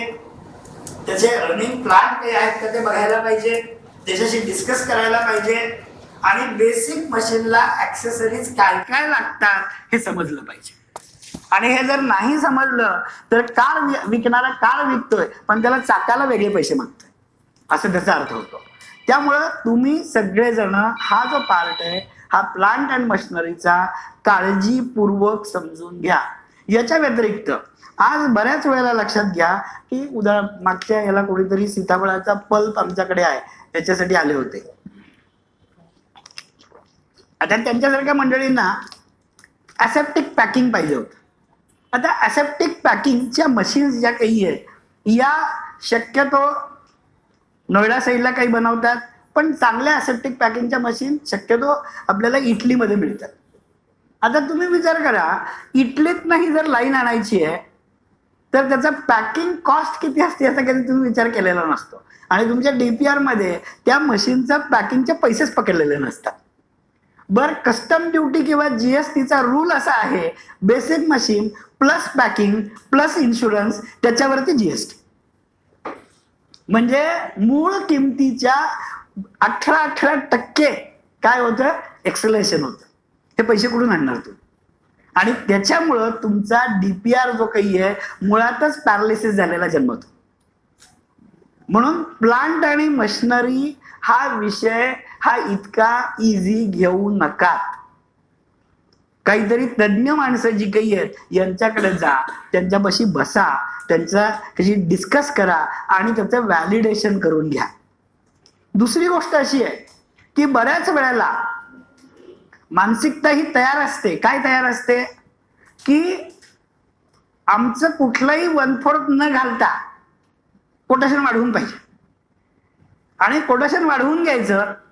हे जे काही कोटेशन वाढवून देणारे मशीन मॅन्युफॅक्चरर आहेत त्यांच्या मशीन चालत नाहीत. तुम्ही कुठे जाऊन बघा, म्हणजे मी खूप जबाबदारीने विधान करतोय आणि या क्षेत्रात 35 वर्ष मी वेगवेगळ्या कंपन्यांबरोबर काम करतोय, आणि ज्या मशीन्सचे लोक सांगतात तुमची रिक्वायरमेंट आल्याशिवाय मी कोटेशन देणार नाही, कुठल्याही मशीनचा 1 रुपया सुद्धा वाढवून मिळणार नाही, त्या लोकांच्या मशीन्स किती चालतात याचा तुम्ही अभ्यास करा. कारण काय झालेलं आहे लक्षात घ्या की जत्रा म्हणले की सगळे हौशे घोषे येतात की नाही. म्हणजे आज तुम्ही विचार करा 2100 कोटी स्मार्टला दिले, ह्याचा सगळ्यात पहिला अभ्यास कोण करतं? ही मशीन मॅन्युफॅक्चरर करतात,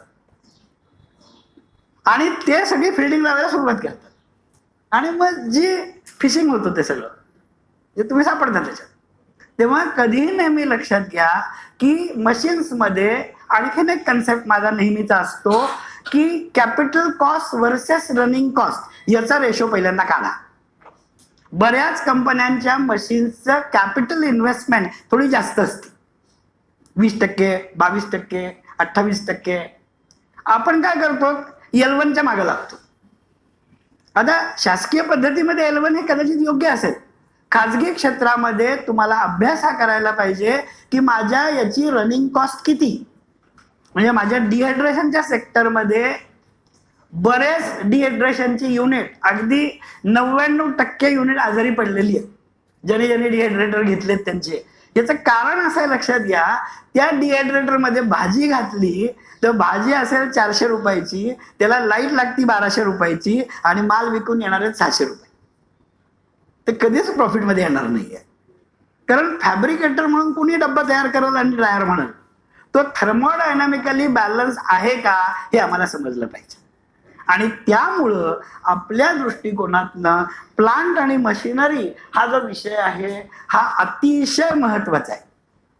आणि लक्षात घ्या, हे तुमचा बिझनेस हे युद्ध आहे आणि या युद्धातलं हे टूल आहे, हत्यार आहे, पहिलं बोफोर्स आहे.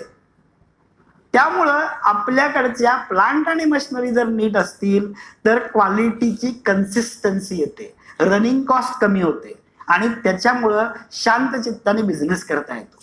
म्हणून प्लांट अँड मशिनरी ही कोर ॲसेट मधली जी अतिशय महत्वाचा बाब किंवा इश्यू आहे. पुढे जे काही आहे, बॉयलर म्हणजे तुमच्या काही प्रोजेक्ट्समध्ये जर बॉयलर लागत असेल तर बॉयलरमध्ये 2 प्रकार आहेत. एक बॉयलर ऍक्ट लागू असणारे बॉयलर आणि एक बेबी बॉयलर. आज लक्षात घ्या की हे पहिल्यांदा आम्हाला समजलं पाहिजे की बॉयलर ऍक्ट या फॅक्टरी सेफ्टीच्या अँगलने असतो आणि एका साधारणपणे 10 kg/h पुढे जर प्रेशर गेलं तर त्या बॉयलरला IBR बॉयलर म्हणतात. त्यांना बॉयलर ऍक्ट लागू होतो आणि त्याचे मॅन्युफॅक्चरर वेगळे असतात. आणि तो बॉयलर जर तुम्ही ऑर्डर प्लेस केली तर तुमची माहिती सगळी त्या खात्याला अगोदर गेलेली असते आणि मग त्याची चिमणी, त्याची सेफ्टी आणि स्टीमची लाईन, त्याची सेफ्टी हा एक्सपेंडिचर असतो. आणि हा सगळा एक्सपेंडिचर अगोदर लेआउट तयार करून काढावा लागतो. या सगळ्या खर्चिक बाबी असतात. DPR तयार झाल्यानंतर हे आम्ही विसरलो होतो म्हणलात तर यू आर लुझर. कोणीही वाचवायला येऊ शकत नाही. अनेक प्रोजेक्ट अर्धवट बंद पडलेले आहेत. अर्धवट बंद पडलेल्या प्रोजेक्टचं कारण हा अभ्यास कमी पडलेला आहे, हे लक्षात ठेवा.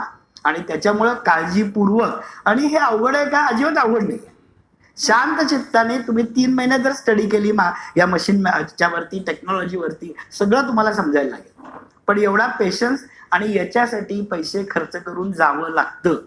आपल्याला युट्यूबवर सगळं कळेल अजिबात नाही. प्रत्यक्ष जा, बघा, बोला आणि मग समजणार आहे. युट्यूब फार तर गाईडलाईन देईल काय जे आहे, सगळं नाही करणार त्याच्यावरती. त्याच्यानंतर जर बघितलं प्रोडक्शन रिलेटेड मशिनरी आणि ऍक्सेसरीज, म्हणजे उदाहरणार्थ आपण जर बघितलं तर आमचा मल्टी कमोडिटी प्लांट आहे. मल्टी कमोडिटी प्लांट म्हणजे आम्ही ज्वारीचं पण प्रोसेसिंग करू, बाजरीचं पण प्रोसेसिंग करू, रागीचं पण करू. आणि या वेळेला आमचं जे सॉर्टिंग मशीन असणार आहे त्या सॉर्टिंग मशीनच्या जाळ्या बदलाव्या लागणार आहेत साईजनुसार.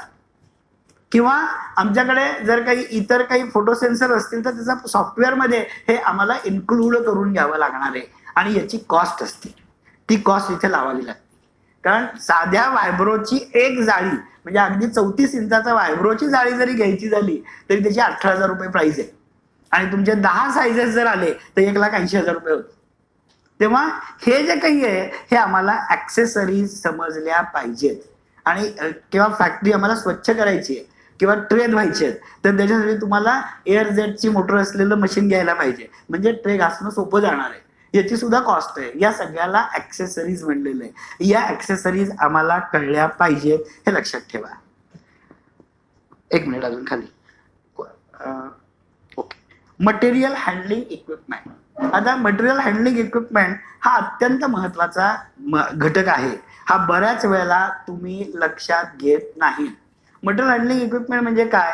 कसं आहे लक्षात घ्या की जसं तुम्हाला मोठे बायर्स मिळायला लागतील तसं फेअर ट्रेड म्हणून आणखीन एक कन्सेप्ट पुढे येतो, फेअर ट्रेड. आता फेअर ट्रेड या शब्दाचा अर्थ काय आहे तर एकंदर मॅन्युफॅक्चरिंगच्या तुमच्या आवारामध्ये तुम्ही कुणाचंही एक्सप्लॉयटेशन करत नाहीत हे सिद्ध करून द्यावं लागतं. कोणीही एक्सप्लॉयटेशन तुम्ही करत नाहीत हे सिद्ध करून द्यावं लागतं. आणि आपल्याकडच्या फेअर ट्रेडच्या नियमानुसार साधारणपणे कुठलंही पॅकिंग 20 किलोच्या वरती असता कामा नये. 20 किलोच्या वरती असता कामा नये.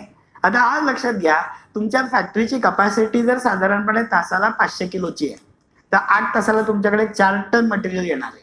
4 टन मटेरियल म्हणजे 10% वेस्टेज म्हटलं तर 4.5 टन तर तुमच्याकडे असायला पाहिजे. आता हे 4.5 टन मटेरियलचं हँडलिंग हे करायच्यासाठी तुमच्याकडे आयदर ट्रॉली पाहिजे और पॅलेट ट्रक पाहिजेत, क्रेट पाहिजेत, त्याच्यानंतर ज्या काही तुम्हाला क्रेन्स वगैरे किंवा बकेट एलिव्हेटर पाहिजेत. आणि या सगळ्याची प्रोव्हिजन तुम्हाला करावी लागणार आहे. कारण बायर तुमच्याकडे जेव्हा ऑडिटला येणार आहे तेव्हा या जर गोष्टी नसेल तर बायर साशंक असतो. तेव्हा या सगळ्याची प्रोव्हिजन इथे करावी लागेल. त्यामुळं क्रेट, पॅलेट ट्रक, त्याच्यानंतर जे काही कन्व्हेयर्स आहेत, बकेट एलिव्हेटर्स आहेत, याचं लेआउट तुमच्या फॅक्टरीच्या लेआउटमध्ये करून त्याच्या सुद्धा कॉस्टिंग डीपीआर मध्ये घ्यावं लागणार आहे. आणि या सगळ्याला आपल्याला आपण कोर ॲसेट म्हणलेलं आहे. फूड इंडस्ट्री आहे. फूड इंडस्ट्रीमध्ये सगळ्यात महत्वाचं जे काही आहे पाण्याचा वापर होतो. आणि हे जे काही वापरलेलं पाणी आहे त्या पाण्यामध्ये दूषित पदार्थ असतात.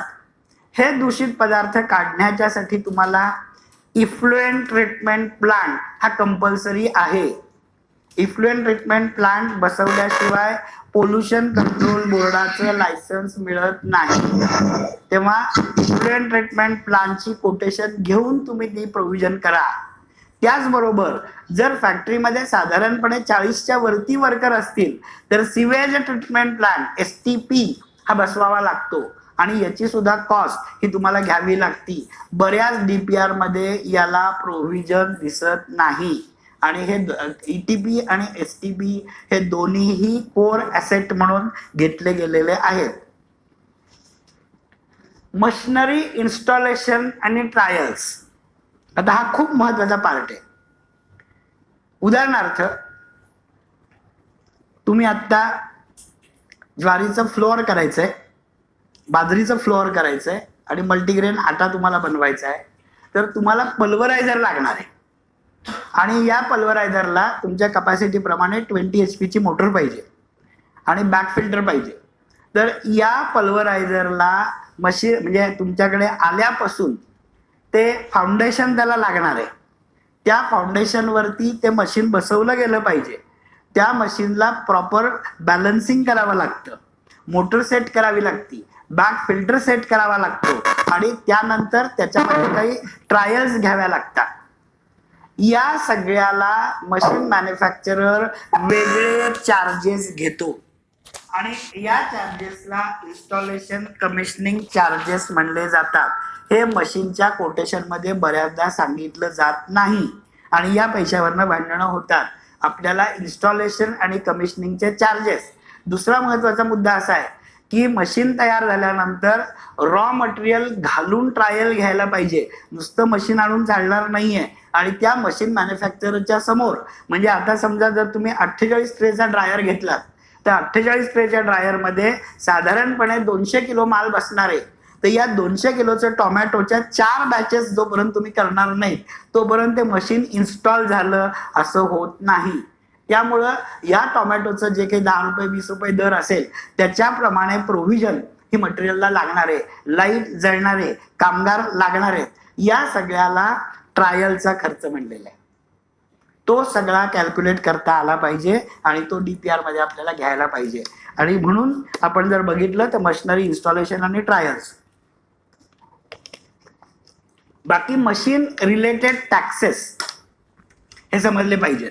GST हा काही वेळेला तुमच्या ॲग्री मशीन्सवरती 5% किंवा 0% असेल, एरवी 12%, 18% असेल. परदेशातनं मशीन जर आणलेलं असेल तर कोणत्या देशातनं आणताय, कोणत्या पर्पजचं मशीन आहे त्याच्यानुसार इम्पोर्ट ड्युटी त्याच्यावरती ऍड होणार आहे. आणि हे सगळं तुम्हाला टॅक्सेस DPR करताना कॅल्क्युलेट करून घ्या. त्याचबरोबर मशीन समजा JNPT ला आलं किंवा इकडे मुंद्रा पोर्टला आलं तर त्या ठिकाणी कंटेनरमध्ये ते बसवून आपल्याकडे येणार आहे. त्याचे खर्च सुद्धा आपल्याला इथे घ्यावे लागणार आहे. आणि म्हणून हे सगळे टॅक्सेस आपल्याला गृहीत धरायचे. तिथे मशीन रिलेटेड ट्रान्सपोर्टेशन असं मी म्हणलेलं आहे. Quality analysis lab. कोणताही प्रोजेक्ट तुमचा 25 लाखाच्या वरती जर असेल तर FSSAIच्या नियमानुसार तुमच्याकडे किमान मॉइश्चर काढावं लागतं, ॲश काढावी लागती, pH बघावा लागतो, शुगर टेस्ट करावी लागती, त्यानंतर रॅपिड टेस्टिंग किट असावं लागतं आणि तरच FSSAI तुम्हाला सर्व्हिलन्स ऑडिटला परमिशन देतं. आणि या पद्धतीच्या क्वालिटी अनालिसिसची लॅब ही कमीत कमी 3 लाख रुपयाला तयार होती. जागा जी काही आहे तुम्हाला 80 स्क्वेअर फूट लागते. आता हे 3 लाख रुपये जर तुम्ही प्रोव्हिजन केलं नसेल, पुन्हा तुम्ही अडचणीत येणार आहात. FSSAIचा इन्स्पेक्टर आला किंवा बाहेर आला, इंटरनल लॅबला ऑर्डर मिळणार नाही, म्हणजे प्रोजेक्ट करून सुद्धा काम मिळणार नाही. म्हणून इथे क्वालिटी अनालिसिस लॅब असं म्हणलेलं आहे. आता प्रोडक्शन रिलेटेड फर्निचर हा खूप महत्वाचा पार्ट आहे. म्हणजे जेव्हा तुम्ही मॅन्युफॅक्चरिंग ऍक्टिव्हिटी आहे, म्हणजे आता पुन्हा आपण डाळिंबाचं उदाहरण घेऊया. आता डाळिंबाचा जर विचार आपण केला, डाळिंब प्रोसेसिंगचं थोडं चित्र डोळ्यासमोर आणता येते का बघा, की मार्केटमधनं किंवा शेतकऱ्याकडनं डाळिंब तुमच्याकडे येणार आहे. आता हे डाळिंब तुमच्याकडे येत असताना ते क्रेटमध्ये येईल, बरोबर आहे. आता हे जे क्रेट आहेत हे धुतलेले असणार आहेत का हो? ते स्वच्छ असतील का? बाकी भाजी बिजी तर कसल्याही पोत्यामध्ये आहेत, म्हणजे काय दुर्दैव आहे आपल्या देशाचं माहित नाही. पण लक्षात घ्या, खायची वस्तू इतकी घाण हँडलिंग आहे, APMC मध्ये जाऊन बघा. तेव्हा हे मटेरियल जेव्हा आपल्या आवारात येतं त्यावेळेला ते जे इनवर्ड एरिया आहे, जो माल आलेला ठेवून घ्यायचा एरिया असतो, त्याला आमच्या भाषेमध्ये आम्ही रेड झोन म्हणतो. त्याला आम्ही रेड झोन म्हणतो. म्हणजे त्या ठिकाणी कंटॅमिनंटची शक्यता सगळ्यात जास्त आहे. माशा येणार आहेत, किडे येणार आहे, माती येणार आहे, आळ्या येणार आहेत, सगळं काही येणार. आणि त्यामुळं आपल्या दृष्टिकोनातनं हा भाग सेपरेट करायला पार्टिशन लागणार आहे. हा भाग सेपरेट करायला पार्टिशन लागणार आहे. याला प्रोडक्शन रिलेटेड फर्निचर म्हणलेलं आहे. आता हे काही डाळिंब आतमध्ये आलं, सगळं तुम्ही स्वच्छ केलं, धुतलं, धुवून त्याच्या सरफेस वॉटर काढून तुम्ही आतमध्ये सोलायला आणलं. आता सोलायला आणल्यानंतर त्याचे दाणे सेपरेट करायचं टेक्निक आहे. त्यांनी तुम्ही दाणे सेपरेट करायला लागला, काही डाळिंबामध्ये आतमध्ये किडा सापडतो, तो बाकीच्यांना खराब करतो. म्हणजे ते डाळिंब बाजूला टाकायची यंत्रणा पाहिजे, म्हणजे डिस्पोजचा एरिया पाहिजे, ह्याचं पार्टिशन सेपरेट असलं पाहिजे. त्यानंतर हे जे काही दाणे आहेत त्यातनं बऱ्याच वेळेला ज्यूस गळतो, आणि ज्यूस गळल्याबरोबर माशा यायला किती वेळ लागतो, म्हणजे फ्लाय कॅचर असले पाहिजेत, निळ्या रंगाच्या ट्यूब असल्या पाहिजेत की ते त्याच्यामध्ये अडकून मरणार आहेत, म्हणजे त्याची प्रोव्हिजन करायला पाहिजे. याला आपल्याला आपण ह्या सगळ्या प्रोडक्शन रिलेटेड इक्विपमेंट म्हणलेलं आहे किंवा फर्निचर म्हणलेलं आहे. त्याच्यानंतर जेव्हा आपण बघतो, आता हे सगळे दाणे आपल्या क्वालिटी कंट्रोलनी ओके झाले, आता ते दाणे प्रत्यक्ष कपमध्ये भरायचे विकायच्यासाठी, त्यावेळेला वेगळा सेक्शन पाहिजे. त्या सेक्शनमध्ये काम करणाऱ्या लोकांनी टोपी घातली पाहिजे, कुठल्याही पद्धतीचे ऑर्नामेंट त्यांच्याकडे नसले पाहिजेत, आणि मग ते जो काही आहे त्याला ग्रीन झोन म्हणलेलं आहे. म्हणजे आमच्या भाषेमध्ये तिथे UV लॅम्प असला पाहिजे, तिथे फ्लाय कॅचर असले पाहिजेत, त्या दरवाजाला एअर कर्टन असला पाहिजे. ह्या सगळ्याची प्रोव्हिजन इथे करावी लागते, म्हणून तिथे प्रोडक्शन रिलेटेड फर्निचर म्हणलेलं आहे. त्याच्यानंतर मोल्ड, डाईज आणि फिक्चर्स. उदाहरणार्थ ज्वारीच्या कुकीज करायच्यात किंवा पास्ता करायचा आहे, तर आता कुकीजचा जर आपण अभ्यास केला तर 5 ग्रॅमपासून 20 ग्रॅमपर्यंत कुकीज आहेत. आणि त्यामुळं कुकी ड्रॉपिंग करणाऱ्या ज्या मशीन्स आहेत त्याच्या डाईज ह्या तुम्हाला बदलाव्या लागणार आहेत. त्यामुळं आपल्याकडे मार्केटिंगची स्ट्रॅटेजी काय आहे हे DPR करताना अभ्यास करायला पाहिजे, आणि त्याच्यानुसार नुसतं कुकीचं मशीन घेऊन चालणार नाही, त्याच्याबरोबर डाईज घ्याव्या लागणार आहेत. आणि या ज्या काही डाईज किंवा मोल्ड्स आहेत हे आपल्याला इथे प्रोव्हिजन करावी लागणार आहे. किंवा एक्सट्रुडेड स्नॅक्स करायचं असेल, कुरकुरेसारखं किंवा आणखीन कशासारखं, तर या प्रत्येकाला एक्सट्रुडरला समोर डाईज लागतात. या डाईजची किंवा मोल्डची प्रोव्हिजन ही DPR मध्ये तुम्हाला करायला पाहिजे. आणि हे सगळं जे काही आहे या सगळ्याला कोअर ॲसेट म्हणलेलं आहे. बँकेच्या अप्रायझलला, सबसिडीच्या अप्रायझल कमिटीने या सगळ्याला मान्यता दिलेली असते. आणि फायनान्शियल इन्स्टिट्यूट जी काही आहे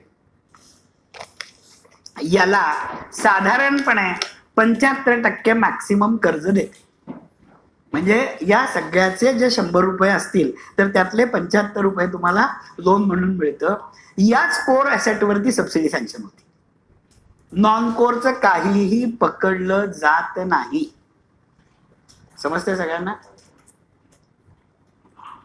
सिरियस नाही आहेत ना कोणी? कारण हे प्रॅक्टिकल आहे आणि हे समजलं पाहिजे असं मला वाटतं. थँक्यू. आता बघा, आणखीन पुढचा जो DPR मधला जो पार्ट आहे, म्हणजे मी पार्ट 2 सांगितलंय, इन्फ्रास्ट्रक्चर कॉस्ट कॅल्क्युलेट करायचं आपलं काम चाललेलं आहे. तर त्याच्यामुळे इथे मिसलेनियस फिक्स ॲसेट. आता हे जे मिसलेनियस फिक्स ॲसेट या शब्दाचा अर्थ पहिले समजून घ्या की मिसलेनियस फिक्स ॲसेट म्हणजे काय, की आता प्लांट मशिनरी वगैरे सगळं झालं, पण हे उद्योग चालू करायला आम्हाला काही खर्च लागणार आहे आणि ते चालू करायला लागणारे जे खर्च आहेत ते एक्सपेंडिचर नाही आहे, तर ती इन्व्हेस्टमेंट आहे आणि म्हणून त्याला मिसलेनियस फिक्स ॲसेट असा शब्द वापरला जातो. आणि त्याच्यामध्ये सगळ्यात पहिला जो काही असतो म्हणजे हे सगळे जे कॉम्पोनंट आहेत पार्ट ऑफ डीपीआर आहेत, पण not considered for loan calculation and subsidy calculation. म्हणजे हे आवश्यक आहेत, हे लावले जाणार आहेत, पण हे सबसिडीला आणि लोनला धरले जाणार नाहीत. 100% कॉन्ट्रीब्युशन तुमचं असलं पाहिजे. लक्षात येत आहे. आता त्याच्यामध्ये प्रिलिमिनरी आणि प्री ऑपरेटिव्ह एक्सपेंडिचर. प्रिलिमिनरी आणि प्री ऑपरेटिव्ह एक्सपेंडिचर या शब्दाचा अर्थ नीट समजून घ्या की प्री ऑपरेटिव्ह एक्सपेंडिचर हा पहिले शब्द, याला आम्ही PNP म्हणतो नेहमी. तर प्री ऑपरेटिव्ह एक्सपेंडिचर म्हणजे काय, की आज या सेमिनारला तुम्ही येताना फी भरली, ही जी काही फी आहे ही प्री ऑपरेटिव्ह एक्सपेंडिचर मध्ये, किंवा उद्याच्याला तुम्हाला मशीन मॅन्युफॅक्चररला भेटायला जायचंय, त्याच्यासाठी ट्रॅव्हलिंग खर्च येणार आहे, लॉजिंग खर्च येणार आहे, हा सगळा जो काही आहे याला प्री ऑपरेटिव्ह एक्सपेंडिचर म्हटलंय. त्यानंतर तुम्हाला बऱ्याचशा झेरॉक्स काढाव्या, फोटोकॉपी काढाव्या लागणार आहे, तर या फोटोकॉपीचा खर्च, नंतर बऱ्याच वेळेला स्टॅम्प ड्युटी भरावी लागणार आहे, लोनच्या प्रोसेसिंगची फी भरावी लागणार आहे. हे सगळे जे एक्सपेंडिचर आहेत या सगळ्याला प्री ऑपरेटिव्ह एक्सपेन्सेस म्हणतात आणि हे 100% प्रमोटरचे लागतात. याला कुठल्याही पद्धतीचं अर्थसहाय्य उपलब्ध नाही. प्रिलिमिनरी एक्सपेंडिचर म्हणजे काय, की मशीन बसलं, तुम्हाला मशीनचं ट्रेनिंग दिलं आणि हे ट्रेनिंग दिल्यानंतर मशीन मॅन्युफॅक्चरर तुमच्याकडून ओके म्हणून रिपोर्ट घेऊन निघून गेला. आता तुमची जी टीम आहे, म्हणजे प्रोडक्शनचा माणूस असेल, तुम्ही स्वतः असाल, जे काही 1 2 3 माणसं असतील, यांनी मशीन चालू केल्यावर पहिले 8 दिवस बऱ्याच गोष्टी वेस्ट होणार आहेत. माल विकायच्या लायकीचा होणार नाही, माल चुकणार आहे, त्यावेळेला लाईट बिल जाणार आहे, 7 दिवसाचं व्याज जाणार आहे कारण कर्ज घेतले, मीटर चालू झाले, कामगाराचा पगार जाणार आहे आणि या सगळ्याला प्रिलिमिनरी एक्सपेन्सेस म्हणतात. या सगळ्याला प्रिलिमिनरी एक्सपेन्सेस म्हणतात. म्हणजे preliminary expenses mean those expenses which incurred up to commercial production. Commercial successful batch काढेस तोपर्यंत लागणारा सगळा खर्च जो काही आहे याला आपल्या भाषेमध्ये प्रिलिमिनरी एक्सपेन्सेस म्हणतात. म्हणजे PNP हा मिसलेनियस फिक्स ॲसेट मधला हे आहे. नंतर ट्रान्झिट इन्शुरन्स अतिशय महत्वाचा आहे. तुम्ही 0.5% 0.5% कंजूसपणा करू नका. मशीन्स तुमची मे बी पंजाबवरनं येणार आहेत, मे बी इटलीवरनं येणार आहेत किंवा मे बी सोलापूरमधनं घेणार आहात. तुमच्या फॅक्टरीवर सुखरूप मशीन येऊन बसेस तोपर्यंत जो काही मशीनच्या इनव्हॉइस वरती इन्शुरन्स लागतो तो घेत जा. कधी ऍक्सिडेंट होईल माहित नाही, कधी ट्रॅफिक जाम होईल माहित नाही, कधी चोरीला जाईल माहित नाही, तेव्हा या सगळ्याची रिस्क घेऊ नका. म्हणून तो ट्रान्झिट इन्शुरन्स ते तुमचं कॉन्ट्रीब्युशन आहे, याला कर्ज किंवा सबसिडी नाही. आता प्रोव्हिजन फॉर कंटेजन्सीज हा एक मोठा लुक्रेटिव्ह टर्म आहे आणि ही टर्म आम्ही बऱ्याच वेळेला DPR मध्ये घालत नाहीत किंवा घालायची विसरतो किंवा समजत नाही घातली तर. प्रोव्हिजन फॉर कंटेजन्सीज या शब्दाचा अर्थ पहिल्यांदा समजून घ्या की आज आता मी जर उद्योग सुरू करायचं ठरवलं आणि मला स्वतःला माझं कमर्शियल प्रोडक्शन चालू व्हायला सर्वसाधारणपणे किती फास्ट काम तुम्ही जरी केलं तरी 6 महिने लागतात, 6 months. आणि या 6 महिन्यामध्ये सर्वसाधारणपणे आत्ताच्या घडीला वॉरची परिस्थिती आहे, बरोबर आहे, रशियाचं काम चाललेलं आहे. आज विचार करा, त्याच्यामुळे तेलाचे दर वाढले, डिझेल वाढलं, मग पॉवरचा खर्च अचानकपणे आमचं MSM काय जे इलेक्ट्रिकल महामंडळ जे आहे ते वाढवणार आहे. उद्या ज्याला अचानकपणे वॉर सुरू झालं, परिस्थिती आली, GST 18%चा 21% झाला. ह्या ज्या सगळ्या खर्च व्हायची शक्यता वाढते 6 महिन्यामध्ये, याला आपल्या भाषेमध्ये प्रोव्हिजन फॉर कंटेजन्सीज म्हणजे जी काही भाव वाढी जी व्हायची शक्यता आहे किंवा प्रोजेक्ट डिले झाला तर जे काही व्याज पडणार आहे इन्व्हेस्टमेंटवरचं ते कुठून तरी काढलं पाहिजे आपल्याला, त्याचं कॅल्क्युलेशन केलं गेलं पाहिजे. या सगळ्याला प्रोव्हिजन फॉर कंटेजन्सी म्हणतात. नॉर्मली फिक्स ॲसेटच्या 10% रक्कम एवढी प्रोव्हिजन करावी लागते. नॉर्मली फिक्स ॲसेटच्या 10% रक्कम एवढी आपल्याला प्रोव्हिजन करावी लागते आणि याला 100% लोन किंवा सबसिडी मिळत नाही किंवा 1% पण मिळत नाही.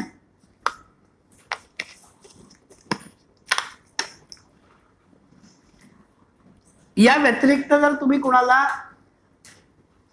पॅनल मधल्या नसलेल्या व्यक्तीला जर कन्सल्टन्सी फी दिली तर ती फी सुद्धा तुम्हाला बेअर करायची, ती तुम्हाला सबसिडीसाठी किंवा याच्यासाठी धरली जाणार नाही.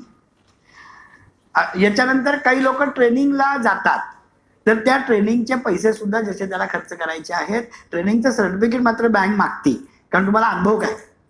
किंवा आता आमच्या FSMSच्या बाबतीमध्ये जे काही 25 लाखाच्या पुढची जी फूड इंडस्ट्री असेल त्याला फॉस्कॉसचं ट्रेनिंग करावं लागतं कंपल्सरी, प्रमोटरला आणि एका ऑपरेटरला. फॉस्कॉसचं ट्रेनिंग जर म्हणलं तर एका दिवसाची 2,500 रुपये फी आहे, म्हणजे 2 जणांचे 5,000 रुपये आहे. त्याचं पर्सेंटेज आहे आणि त्याचं दर 6 महिन्याने अपग्रेड करावं लागतं. आता हे जे सगळे पैसे आहेत हे सगळे तुम्हाला इथे स्वतःच्या पदरचे द्यावे लागणार आहेत. पुढच्या मिसलेनियस फिक्स ॲसेटमध्ये तुम्हाला इंटरनल इलेक्ट्रिफिकेशन हा खूप मोठा खर्च आहे. त्यातलं मशीनचा इलेक्ट्रिफिकेशनचा खर्च सगळा धरला जाईल. मशिनरीचा सगळा इलेक्ट्रिफिकेशनचा खर्च हा लोनला सबसिडीला ग्राह्य धरला जाईल. पण तुमच्या ऑफिस मधला इलेक्ट्रिफिकेशनचा खर्च आणि ऑटोमेशनचा खर्च हा सबसिडी आणि लोनला धरला जाणार नाही. वॉटर लाईन्स या ज्या काही आहेत या आपल्याला ज्या आवश्यक असलेल्या प्रोडक्शन रिलेटेड वॉटर लाईनला काही अडचण नाही आहे, पण गार्डन मध्ये आम्ही ड्रिप इरिगेशन बसवलंय किंवा ते काही स्प्रिंकलर बसवलंय हे धरलं जाणार नाही. प्रोडक्शनच्या रिलेटेड सगळ्या वॉटर लाईनचा पैसा हा तुम्हाला लोनला सबसिडीला ग्राह्य धरला जाईल. वॉटर टँक्स, आता जो काही अंडरग्राऊंड वॉटर टँक आणि ओव्हरहेड वॉटर टँक जो प्रोडक्शनसाठी लागणार आहे याला तुम्हाला कोर ॲसेट मध्ये पकडलं जातं.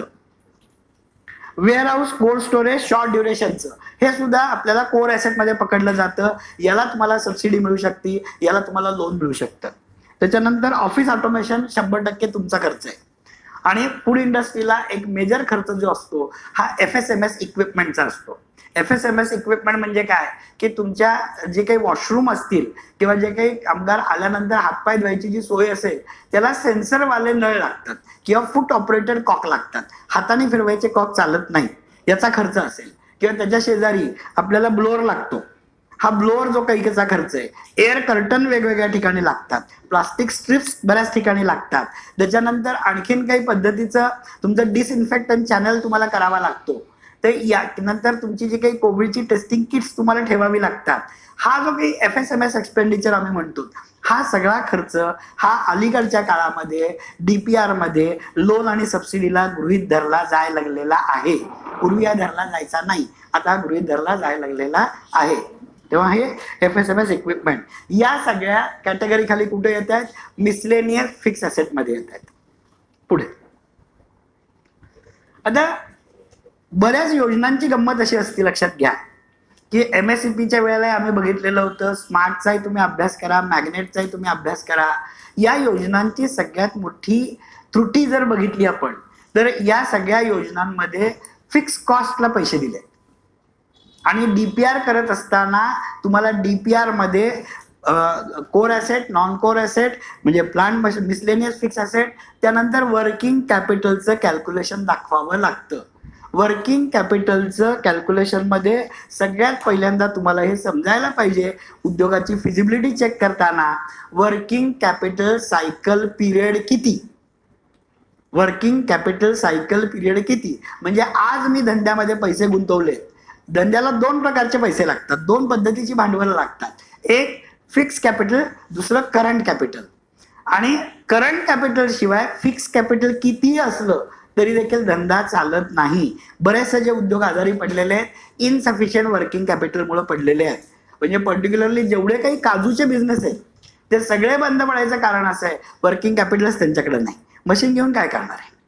तेव्हा वर्किंग कॅपिटल सायकल या शब्दाचा अर्थ तुम्हाला कळला पाहिजे आणि ती कशी कशी कॅल्क्युलेट करायची आहे.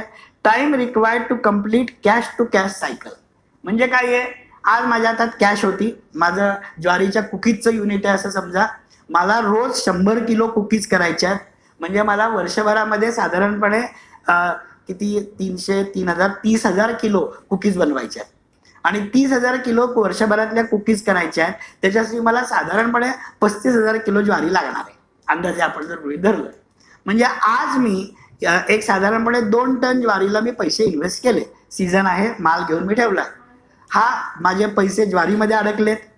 आता त्या ज्वारीच्या मी कुकी केल्या, मग पॅकिंग केलं, मी पॅकिंग केल्यानंतर ते डिस्ट्रीब्युटरला दिलं, डिस्ट्रीब्युटरने ते रिटेलरला दिलं, रिटेलरने ते विकलं, विकल्यानंतर माझ्याकडे पैसे आले.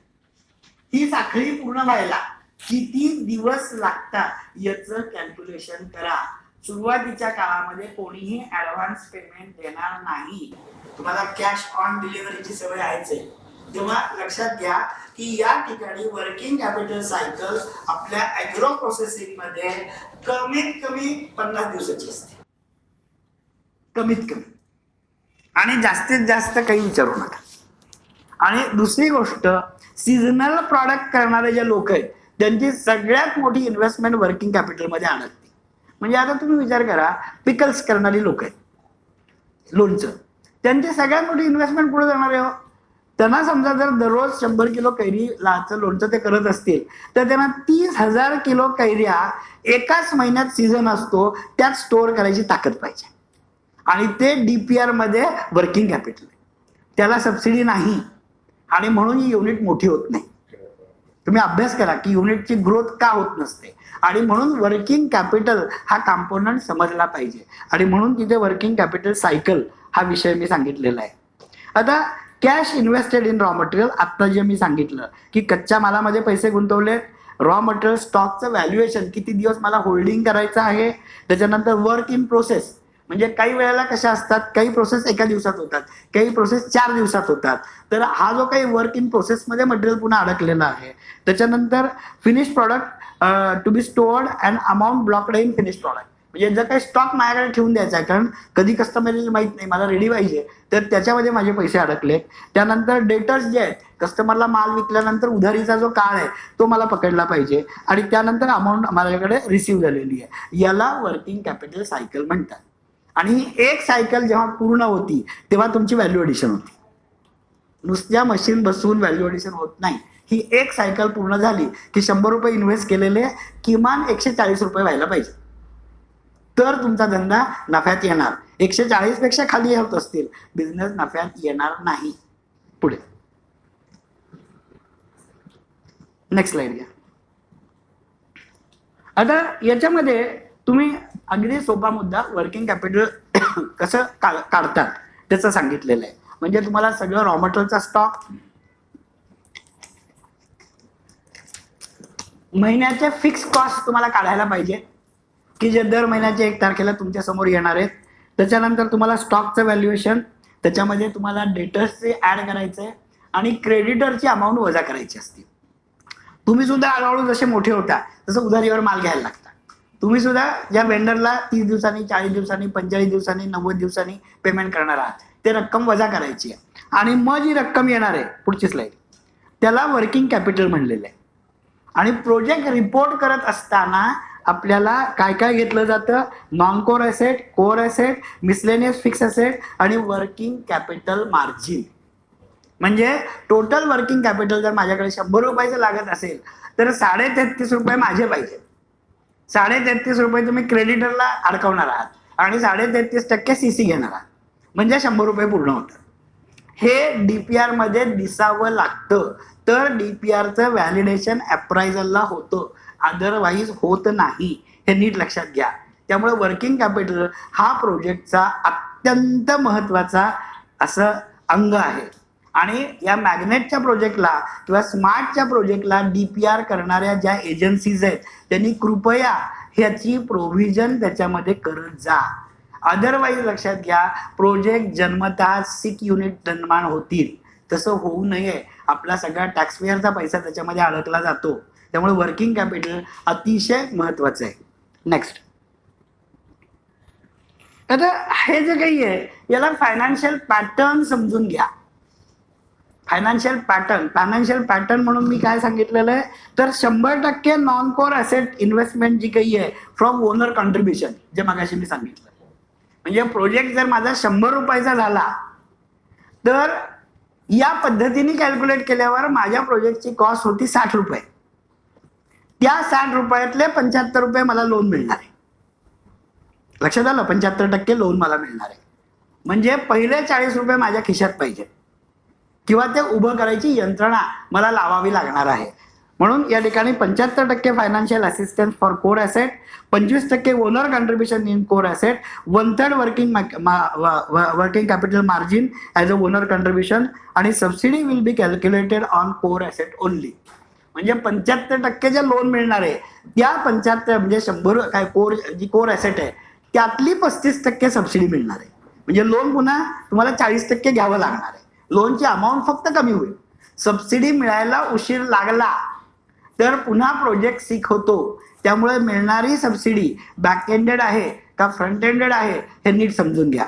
बॅक एंडेड सबसिडीला ब्रिज लोन घ्यावं लागतं, कारण सबसिडी मिळायला कोविडच्या नंतरचे सगळे पैसे गव्हर्नमेंट काय करतं, कोविड फंडाला पाठवतं. सबसिडीला कोणी पैसे देत नाही आणि अशा वेळेला आपण आजारी पडतो. त्यावेळेला ब्रिज लोनची सोय आहे आणि ही ब्रिज लोन घेता आलं पाहिजे आपल्याला. तेव्हा डीपीआर करताना ह्या सगळ्या पॉसिबिलिटीज लक्षात घ्याव्या लागणार आहेत. Next slide.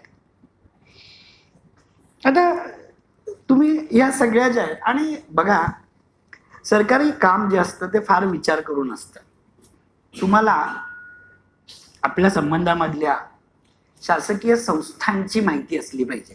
म्हणजे आपण उद्योगाच्या उभारणीमध्ये फक्त डीपीआर एवढाच विषय आता घेतलाय, कारण डीपीआर जर कळला तर पुढचं सगळं सोपं जाणार आहे.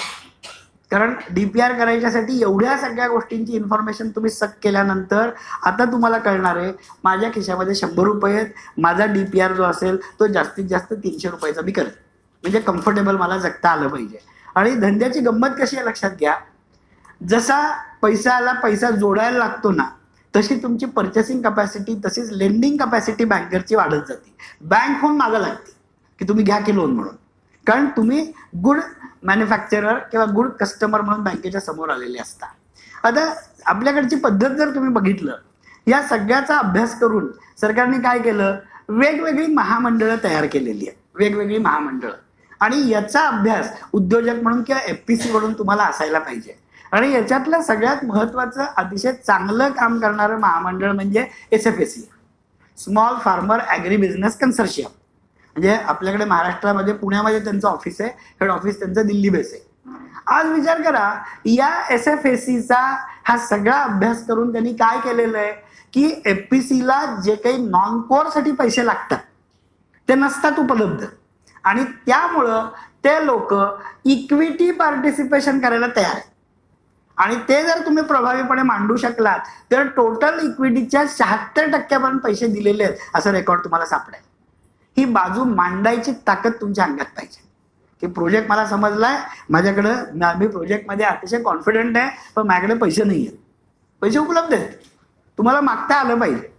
त्याच्यानंतर जर तुम्ही बघितलं म्हणजे SFACच्या वेबसाईटला जा, SFACच्या वेबसाईटला जाऊन तुम्ही त्यांच्या वेगवेगळ्या योजनांचा अभ्यास करा आणि त्या याच्यामध्ये ती लोक तुम्हाला ही इक्विटी बिनव्याजी 7 वर्षापर्यंत द्यायला तयार असतात, बिनव्याजी. आणि त्यामुळं तुमचा जो काही गॅप पडलेला असतो ओन कॉन्ट्रीब्युशनचा तो भरून निघतो.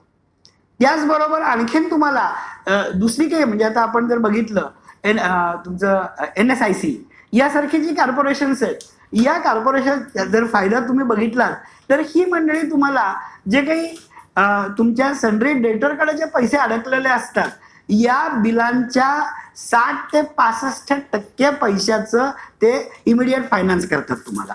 म्हणजे तुम्ही जर एखादी ऑर्डर घेतलीत आणि तो जर NSICचा रजिस्टर्ड डिपार्टमेंट असेल म्हणजे क्लायंट असेल आणि त्याला जर तुम्ही एक 10 लाखाच्या काय तुमच्या वस्तू पुरवल्या आणि त्यांनी 90 दिवसांनी पेमेंट देणार आहे तर त्यावेळेला तुम्हाला NSIC जी काही आहे त्या बिलाच्या against 70%, 65%, 60% depend upon credit rating पैसे तुम्हाला देतं. जे तुमचं वर्किंग कॅपिटल अडकू नये अशी सोय त्यांनी केलेली आहे. त्याचबरोबर आत्ता जो MSMEचा जो कायदा आहे, MSMEच्या कायद्यानुसार 90 दिवसाच्या वरती जर एखाद्या सप्लायरचे पैसे अडले आणि त्याचा जर उद्यम असेल तर सरकार जे काही आहे, MSME मंत्रालय जे काही आहे ते त्या बायरच्या पेमेंटचा म्हणजे बायरकडे पेमेंटचा फॉलोअप करतं आणि जो उद्योजक आहे त्याला यातल्या कुठल्या तरी योजनेतनं पैसे द्यायचा प्रयत्न करतं. एवढ्या चांगल्या सोयी आहेत. म्हणजे जर कायद्याने बिझनेस तुम्ही करायला लागलात तर तुम्हाला या सगळ्या फॅसिलिटीज अवेलेबल आहेत. आता financial institute will offer working capital loan, cash credit, depend upon stock आणि डेटर्स. इथे जी सवय मगाशी मी सांगितली की GST का आवश्यक आहे, की बँक काय बघती, तुमच्या स्टॉकचं व्हॅल्युएशन कशावरती येणार आहे, इनव्हॉइसवर येणार आहे. आणि हा इनव्हॉइस हा GST पेड जर असेल तर GSTच्या पोर्टलला त्यांनी क्लेम केलाय, तुम्ही इकडे दाखवताय आणि त्याच्या अगेन्स्ट तुम्हाला म्हणजे बँकेची सुद्धा पद्धत जर तुम्ही बघितली, प्लेज लोन ह्याची सवय ठेवा. जेवढे काही आपण ॲग्री प्रोसेसिंगमध्ये काम करणारी मंडळी आहोत त्यांना प्लेज लोन घ्यायला पाहिजे. म्हणजे काय आहे की आज आत्ता मला साधारणपणे काय लागणार आहे, तर ज्वारी जी काही आहे ती मला आत्ता भाव कमी आहे, 24 रुपये आहे, तर मला साधारणपणे एक 40 टन ज्वारी घ्यायची आहे.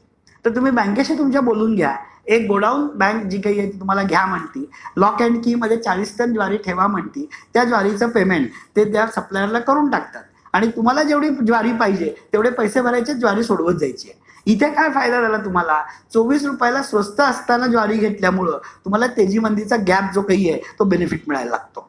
तेव्हा प्लेज लोन ह्याची सवय तुम्हाला घेता आली पाहिजे.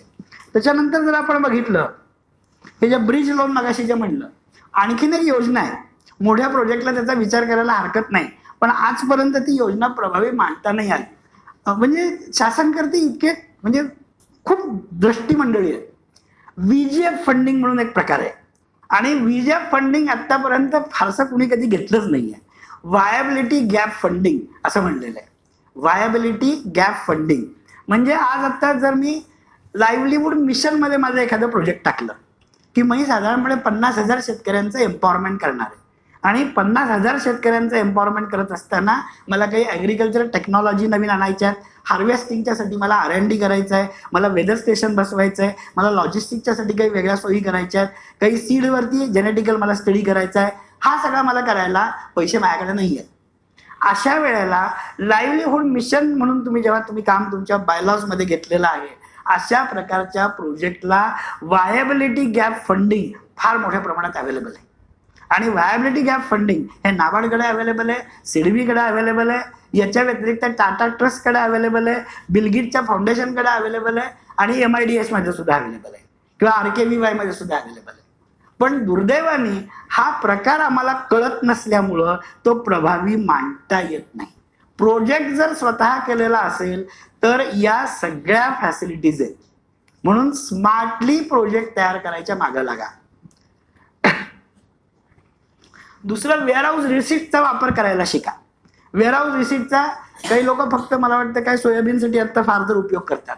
त्याच्यासाठी तुम्हाला MSP कळली पाहिजे, म्हणजे मिनिमम सपोर्ट प्राइस ही पॉलिसी समजली पाहिजे. आणि वेअरहाऊस जे काही आहे ते वेअरहाऊस तुम्ही जे काही CWC म्हणजे सेंट्रल वेअरहाऊसिंग कॉर्पोरेशन यांनी मान्यता प्राप्त जे काही केलेलं वेअरहाऊस आहे, या ठिकाणी तुम्ही कोणताही रॉ मटेरियल ठेवलं आणि त्या वेअरहाऊसच्या रिसिटवरती तुम्हाला इमिडिएट फंडिंग मिळतं. म्हणजे तुम्हाला वर्किंग कॅपिटल तुमच्या पदरचं घालावं लागत नाही. पुढची स्लाइड.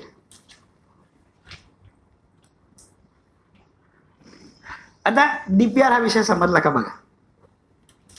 खूप अवघड वाटतोय, कारण हा जर समजला तर बिझनेस खूप सोपा आहे आणि हा जर नाही समजला तर बिझनेस कधीच सक्सेस होत नसतो. कधी नेहमी लक्षात घ्या की जेव्हा आम्ही एखाद्या स्कीमच्या बद्दल, म्हणजे मी तुम्हाला आपलं सेशन चालू करायच्या अगोदरच मी तुम्हाला सांगितलंय की आता टेक्निकल गोष्टीवरती मी बोलणार आहे. आणि टेक्निकल गोष्टी का या तुम्हाला समजल्या पाहिजेत लक्षात घ्या. एकदा प्रोजेक्ट जर आजारी पडला ना, माणूस आयुष्यातून उठतो. लक्षात घ्या, फार कमी लोक आहेत की त्यातनं पुन्हा उभारी घेऊन वरती येणार आहेत. कारण मॉरली खच्ची होतो, फायनान्शियली खच्ची होतो, क्रेडिट रेटिंगमध्ये त्याची अडचण येते. आणि म्हणून अगोदर या बारीक बारीक गोष्टींचा अभ्यास करा, होमवर्क करा, डिस्कस करा. आणि कधी नेहमी लक्षात घ्या, आंब्याचं झाड हे कोळीत आहे, ते पहिल्यांदा रोप आहे, हळूहळू हळू वाढत जाणार आहे. ॲग्री बिझनेसमध्ये येत असताना 10 वर्षाची प्रोजेक्शन्स का पाहिजेत, तर पहिले 3 वर्ष तर हा प्रोजेक्ट तुम्हाला सांभाळायचा आहे. म्हणजे या डीपीआर मध्ये हे येत नाही, पण मला तुम्हाला हे सांगायचं आहे. नॉर्मली तुमच्या ऍग्री प्रोसेसिंगच्या प्रोजेक्टमध्ये एखाद्या कोटीची जर इन्व्हेस्टमेंट असेल तर तुमचा महिन्याचा खर्च हा कमीत कमी 3.5 लाख रुपये असतो. फिक्स कॉस्ट, कामगार पगार, जागेचं भाडं, लाईटचं बिल, पाणी, FSMS चे एक्सपेंडिचर, मिनिमम लायसन्सेस, हे सगळे जे काही आहेत हे 3.5 लाख रुपये असतात. हे 3.5 लाख रुपये 2 वर्ष तुम्हाला पदरचे टाकायचे. कारण त्या धंद्यामध्ये रॉ मटेरियल मिळणं, टेक्नॉलॉजी उपलब्ध नीट होणं, माल विकणं, मालाचे पैसे परत येणं, सीझनचा अंदाज येणं, हे समजायला 2 वर्ष लागतात. म्हणजेच लक्षात घ्या, साधारणपणे आणखीन 75 लाख रुपये हे 2 वर्षात उभं करायची तुमची कपॅसिटी लागते. आणि हे सगळ्यांना लागू आहे. युनिलिव्हरचे सुद्धा प्रोजेक्ट फेल गेलेले आहेत, नेस्लेचे सुद्धा प्रोजेक्ट फेल गेलेले आहेत. ते फार मोठे जगा काय वर्ण आलेत असं नाही, त्यांनी हे धक्के पचवलेले आहेत. आम्हाला धक्के पचवता आले पाहिजेत, आणि हे जर धक्के आम्हाला पचवता आले आणि ही सस्टेनेबिलिटी आणता आली पाहिजे. म्हणजेच जो प्रमोटर आहे हा प्रमोटरची इन्व्हॉल्वमेंट पाहिजे ती धंद्यामध्ये. आणि इन्व्हॉल्वमेंट जर आली तर लक्षात घ्या, मार्ग सगळीकडे, मार्ग सगळीकडे. आणि मार्ग तुम्हाला माहित नसेल तर आणखीन कोणाला तरी माहित असणार आहे. त्या सर्कलमध्ये हिंडता आलं पाहिजे, तर आपल्याला डीपीआर आणि उद्योगाची उभारणी करण्याची मानसिकता 100% होते. आणि मग लक्षात घ्या, बिझनेस मधले पहिले 3 वर्ष तुमचे निघून गेले की एवढा काही बदल आपल्यामध्ये व्हायला सुरुवात होती, एवढा काही बदल आपल्यामध्ये व्हायला सुरुवात होती, अख्खं जग आपल्याला लहान वाटायला लागतं. म्हणजे हे सगळं मी माझ्या अनुभवातनं सांगतोय, कारण मी 10 रुपयावरती बिझनेस चालू केला. मागे मी तुम्हाला सांगितलं, आज पुन्हा रिपीट करतो, 1992 मध्ये माझ्या दृष्टिकोनातनं मला 54 लाख रुपयाचं नुकसान झालं होतं. आणि स्वारगेटला बस स्टँडला 4 रात्री राहावं लागलं होतं, कारण घरचे घरात येऊ देत नव्हते, बाकी कोणी ओळख दाखवत नव्हतं. आणि त्याच्यातून म्हणजे आत्महत्या करायचं ठरवलेलं होतं, कारण कसं जगायचं. आणि त्यातनं आपण पुन्हा आलेलो आहोत. आणि आज येताना आमच्या दृष्टिकोनातनं आम्ही, आता मी तुम्हाला सांगितलं की आम्ही आगरतळ्याला फॅक्टरी चालू करतो, इथिओपियामध्ये फॅक्टरी चालू करायची तयारी करतो आहोत. काही अडचण नाही. ॲग्री प्रोसेसिंग हे आमच्यासाठी एकदम आयुष्याला वेगळी कलाटणी देणारं ठरलेलं आहे. तेव्हा कधीही नेहमी लक्षात घ्या, हे पचवायची तयारी. आणि हे का होती तर डीपीआर आम्ही स्वतः समजून घेतो. प्रत्येक बारकावा हा अभ्यास केलेला असतो. कॉस्ट कंपोनंट इन्व्हॉल्वमेंट होती, बजेट हे पहिलं विचारलं जातं. आणि याचा जर आपण स्टडी केला तर याच्या इतका नफा कुठल्याच धंद्यात नाही आहे, याच्या इतका नफा कुठल्याही बिझनेसमध्ये नाही आहे. तेव्हा म्हणून उद्योगाची उभारणी जेव्हा करायची आहे, पहिलं डॉक्युमेंट समजून घ्यायला शिका, ते म्हणजे डीपीआर. मला वेळ थोडा कमी पडतोय, आपण याच्याकडे बघूयात. आता या ज्या स्कीम्स आहेत, या स्कीम सगळ्या पब्लिक डोमेनवरती अवेलेबल आहेत. सगळ्यात पहिल्यांदा तुम्ही त्या स्कीमची प्रोजेक्ट गाईडलाईन समजून घ्या. Scheme guideline. आता स्मार्ट सर आलेलेच आहेत, ते सगळ्या सपोर्ट करायला तयार आहेत. ते सपोर्ट कुठपर्यंत करतील, तळ्यापर्यंत घेऊन जातील, पाणी दाखवतील, फार झालं तर अगदी सलाईंनी पाणी तोंडात घालतील, गिळायचे कष्ट तुम्हाला करायचे. पण इथे जर तुम्ही बघितलं तर सगळ्यात पहिल्यांदा पब्लिक डोमेनवरच्या या स्कीम्सच्या गाईडलाईनचा स्टडी करा. गाईडलाईनचा स्टडी केल्याशिवाय डीपीआर करू नका. प्रत्येक प्रोजेक्टमध्ये गाईडलाईन थोड्या थोड्या वेगवेगळ्या असतात, तेव्हा एकच डीपीआर सगळ्याला चालतो असं नाही. प्रोजेक्ट रिपोर्टच्या बाबतीतला या स्कीमचा अभ्यास केल्यानंतर मी तिसऱ्या पार्टकडे येतोय. तिसरा पार्ट जो असतो हा पूर्णपणे, म्हणजे दुसऱ्या पार्टमध्ये मला काय कळलं तर माझा प्रोजेक्ट 1 लाखाचा आहे, 2 लाखाचा आहे, 1 कोटीचा आहे, 2 कोटीचा आहे. यापैकी माझं कॉन्ट्रीब्युशन किती आहे, लोन किती घ्यायचं आहे, सबसिडी किती मिळणार आहे, हा माझा पार्ट 2 संपला. पार्ट 3 जो असतो त्या पार्ट 3ला माझ्या भाषेमध्ये CMA किंवा प्रोजेक्शन्स म्हणतो आम्ही. आणि हा सगळा पूर्णपणे मॅथमॅटिकल पार्ट आहे, प्रॉफिटेबिलिटी कॅल्क्युलेशन्स आहे. म्हणजे तुम्हाला या प्रोजेक्टमध्ये रिटर्न ऑन इन्व्हेस्टमेंट किती आहे, ग्रॉस प्रॉफिट किती आहे, नेट प्रॉफिट किती आहे, प्रॉफिट आफ्टर टॅक्स किती आहे, इंटरनल रेट ऑफ रिटर्न किती आहे, बीईपी केव्हा येणार आहे, DSCR काय असणार आहे, हे सगळे रेशो हे पार्ट 3 मध्ये. आणि हे जे रेशो जे आहेत हे रेशोवरती कर्ज मिळणार का नाही हे अवलंबून असतं. आणि त्यामुळं हे जे रेशो ऍडजस्ट करायचं काम चार्टर्ड अकाउंटंट चांगलं करतात. त्यांच्याकडून तुम्हाला ते करून घ्यायला हरकत नाही आहे. किंवा CMAचं सॉफ्टवेअर पण येतं, त्याच्यामध्ये आकडे टाकले की डायरेक्ट CMA सगळं तुम्हाला अवेलेबल होऊन जातो. हा पार्ट 3 आहे. आणि पार्ट 4 जो असतो याला आम्ही अनेक्सेस म्हणतो. आणि या अनेक्सेस मध्ये तुमच्या मशीनची कोटेशन्स, तुमची सगळ्या कॅल्क्युलेशनचा बेस, तुमचा जेवढा काही सपोर्ट डेटा आहे हा तिथे दिला जातो. आणि हे 4ही पार्ट साधारणपणे 40 ते 200 पानापर्यंतचा तुमचं जे बाड तयार होतं that is called as project report, detail project report. हे अत्यंत महत्वाचं डॉक्युमेंट आहे. म्हणजे उद्योगाची उभारणी करत असताना सगळ्यात पहिल्यांदा DPR समजला पाहिजे. आणि या DPR मधला फायनान्शियल पार्ट जो काही आहे, डिटेल प्रोजेक्ट रिपोर्टची कॉस्ट काढल्यानंतर फायनान्शियल पॅटर्न अशी मगाची जी स्लाइड होती त्या स्लाइड्समध्ये या योजनांप्रमाणे तुम्हाला बदल करावे लागतील. सबसिडीचा पॅटर्न हा चेंज होत जातो आणि तो बदलला की CMAचा डेटा सगळे रेशो बदलतात. तेव्हा त्या दोघांचा एकमेकाशी संबंध आहे. पुढची स्लाइड. ही स्मार्ट योजना सांगितली होती, त्याचे सगळे डिटेल्स आहेत. पुढे आता याच्यामध्ये हे सगळं जे काही काम आहे तुम्हाला प्राजक्ता इन्स्टिट्यूट आत्माच्या बरोबरीने आणखीन ज्या काही शासनाच्या मदतीने आम्ही करायला रेडी आहोत. याच्या टीम ऑफ एक्सपर्ट्स आमच्याकडे आहेत. आणि ह्या सगळ्या स्किल म्हणजे आज तुम्ही विचार करा की म्हणजे तुम्हाला सांगायला हरकत नाही आहे, माझ्या प्रोजेक्ट्समध्ये सगळ्यात मोठा प्रोजेक्ट मी पतंजलीचा केलेला आहे. आणि पतंजली म्हणजे रामदेव बाबाचा, म्हणजे आचार्य बालकृष्णांबरोबर मी 4 वर्ष काम केलंय. आणि 8 मेट्रिक टन पर आवरचं इंटिग्रेटेड ऑरेंज प्रोसेसिंग, इंटिग्रेटेड आवळा प्रोसेसिंगचं स्क्रॅच पासूनचे प्रोजेक्ट माझे. किंवा दुसरी बाजू जर आपण बघायची ठरवली, टर्कीमध्ये आम्ही पर आवर 20 मेट्रिक टनचं पोमोग्रॅनेटचं पूर्ण ऑटोमॅटिक प्लांट बसवलेलं आहे, तो पोमोग्रॅनेट कॉन्सन्ट्रेटचा. कारण तिथलं पोमोग्रॅनेट खूप चांगल्या पद्धतीचं आहे. किंवा इथोपियामध्ये जर तुम्ही बघितलं तर आम्ही इथोपियन टर्मरिक आता आपल्याला कॉम्पिटिशनला येणार आहे, ऑटोमॅटिक पर आवर 1 टनचा प्लांट दिलेला आहे.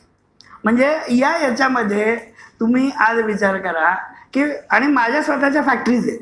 म्हणजे माझा फायदा जर तुम्ही बघितला तर माझ्या फॅक्टरीजमध्ये आम्ही जो माल बनवतो तो नेस्ले, युनिलिव्हर, केलॉग्स यांना देतो. आणि हे एवढं तुम्हाला सांगायचं कारण का, माझ्या जिल्ह्यामध्ये FPC पुढे याव्यात, माझ्या जिल्ह्यामध्ये FPC पुढे याव्यात. एरवी मी अतिशय महागडा व्यक्ती आहे, सहजासहजी मी भेटत नाही, फोन उचलत नाही, हे नीट लक्षात घ्या, त्याचा रागावू नका, कारण माझ्या प्रायोरिटीज आहे. आणि या प्रायोरिटीजचा जर आपण विचार केला तर तुम्ही मला इथे मी आणखीन एक माझी योजना आहे, म्हणजे सरांनी थोडा सपोर्ट केला तर लवकर होईल, की मी तुमच्यासाठी एक इन्क्युबेशन सेंटर चालू करायचं आहे मला. कारण बऱ्याच जणांना हे माहीतच नसतं मशीन कसं चालतं, की आता मी एवढं सांगितलं FSMS किती समजलं माहीत नाही, पण असं असतं काहीतरी कळलं असेल. तर मला तुम्हाला ह्या पद्धतीचा म्हणजे आपल्या कॉलेजमध्ये लॅब होत्या की नाही इंजिनिअरिंगमध्ये किंवा फूड टेक्नॉलॉजीच्या कॉलेजमध्ये लॅब अशा असतात, तशा मला लाईव्ह लॅब करायच्यात लेटेस्ट इक्विपमेंट घेऊन. आणि ज्याच्यात तुम्ही पहिले लगेच कर्ज घ्या असं माझं म्हणणं नाही आहे. तुम्ही या, तुमचं 100 किलो माल प्रोसेस करा, माल विकून बघा, नफा किती येतोय बघा, मग प्रोजेक्ट करा. कारण प्रोजेक्ट सुरू करून तुमच्या हातात लोन मिळायला आणि सगळं व्हायला कमीत कमी 9 महिने जाणारच आहे. जे 6 महिने प्रोजेक्ट आणि 3 महिने पुन्हा काय जे असतील त्या अडचणी सोडवायला. तेव्हा या कालावधीमध्ये तुम्हाला जर इन्क्युबेशनचा जर फायदा झाला तर आपल्या जिल्ह्यामध्ये चित्र बदलेल. कारण लक्षात घ्या, ज्वारी, या ज्वारीचं जगातलं सगळ्यात जास्त उत्पादन हे आत्ताच्या घडीला इथोपियामध्ये होते, भारतात नाही. आणि प्रोसेसिंग जर बघितलं तर टांझानियात सगळ्यात जास्त होते, आपल्याकडे नाही. आपल्याला जर आपल्या जिल्ह्याला पुढे आणायचं असेल तर याच्यावरती काम करायला हरकत नाहीये. ज्वारीपासून किमान 20 एक पदार्थ तयार करता येतील जे व्हॅल्यू ॲडेड आहे आणि त्याला कॉम्पिटिशन नाही, हे लक्षात घ्या. मार्केटिंग थोडंसं वेगळ्या पद्धतीने केलं तर तुम्हाला भरपूर चांगलं काम करता येईल. डाळिंबाचा जर विचार केला तर जे काही एक्सपोर्टर आहेत ते असू देत, पण त्या व्यतिरिक्त जे काही डाळिंब पडलेलं आहे याच्या नुसत्या सालीपासून सुद्धा अनेक गोष्टी करता येतील, फुलापासून अनेक गोष्टी करता येतील, पानापासून अनेक गोष्टी करता येतील. त्यामुळं आपल्या जिल्ह्याचे जे रिसोर्सेस आहेत, म्हणजे आमचं म्हणणं असं आहे, लक्षात घ्या, या जर व्हॅल्यू चेन सक्सेसफुल डेव्हलप झाल्या तर मायग्रेशन कमी होईल आपल्याकडचं, आणि ॲग्रिकल्चरला जी आपल्याकडची जमिनीची स्ट्रेंथ आहे त्याच्यातून लाईव्हलीहूड इतकं चांगलं होईल काही विचारू नका. आणि याला सगळ्यात महत्वाचं सस्टेनेबिलिटी ही लक्षात घ्यायची आहे, कारण प्रत्येक 3 वर्षांनी ते 5 वर्षांनी मार्केट ट्रेंड बदलतात. ते बदलते ट्रेंड एन्कॉर्पोरेट करायला आपण कॅपेबल या वर्षांमध्ये व्हावं लागतं, तर आपल्याला पुढे सरकता येतं. तेव्हा उद्योगाची उभारणी करतानाचा पहिला टप्पा मी तुम्हाला सांगितलेला आहे DPR, आणि ज्यांनी DPR समजला त्याचा बिझनेस आजारी पडण्याची शक्यता 70% कमी होते, कारण त्याला सगळं माहिती असतं रिस्क फॅक्टर काय आहेत, आणि रिस्क अनालिसिस ज्याला जमतं तो बिझनेसमध्ये पुढे जातो. रिस्क अनालिसिस ज्याला जमतं त्याला तो पुढे जातो. तुम्हाला सगळ्यांना शुभेच्छा देतोय. मी सगळ्यांचा आभारी आहे शांतपणे ऐकल्याबद्दल.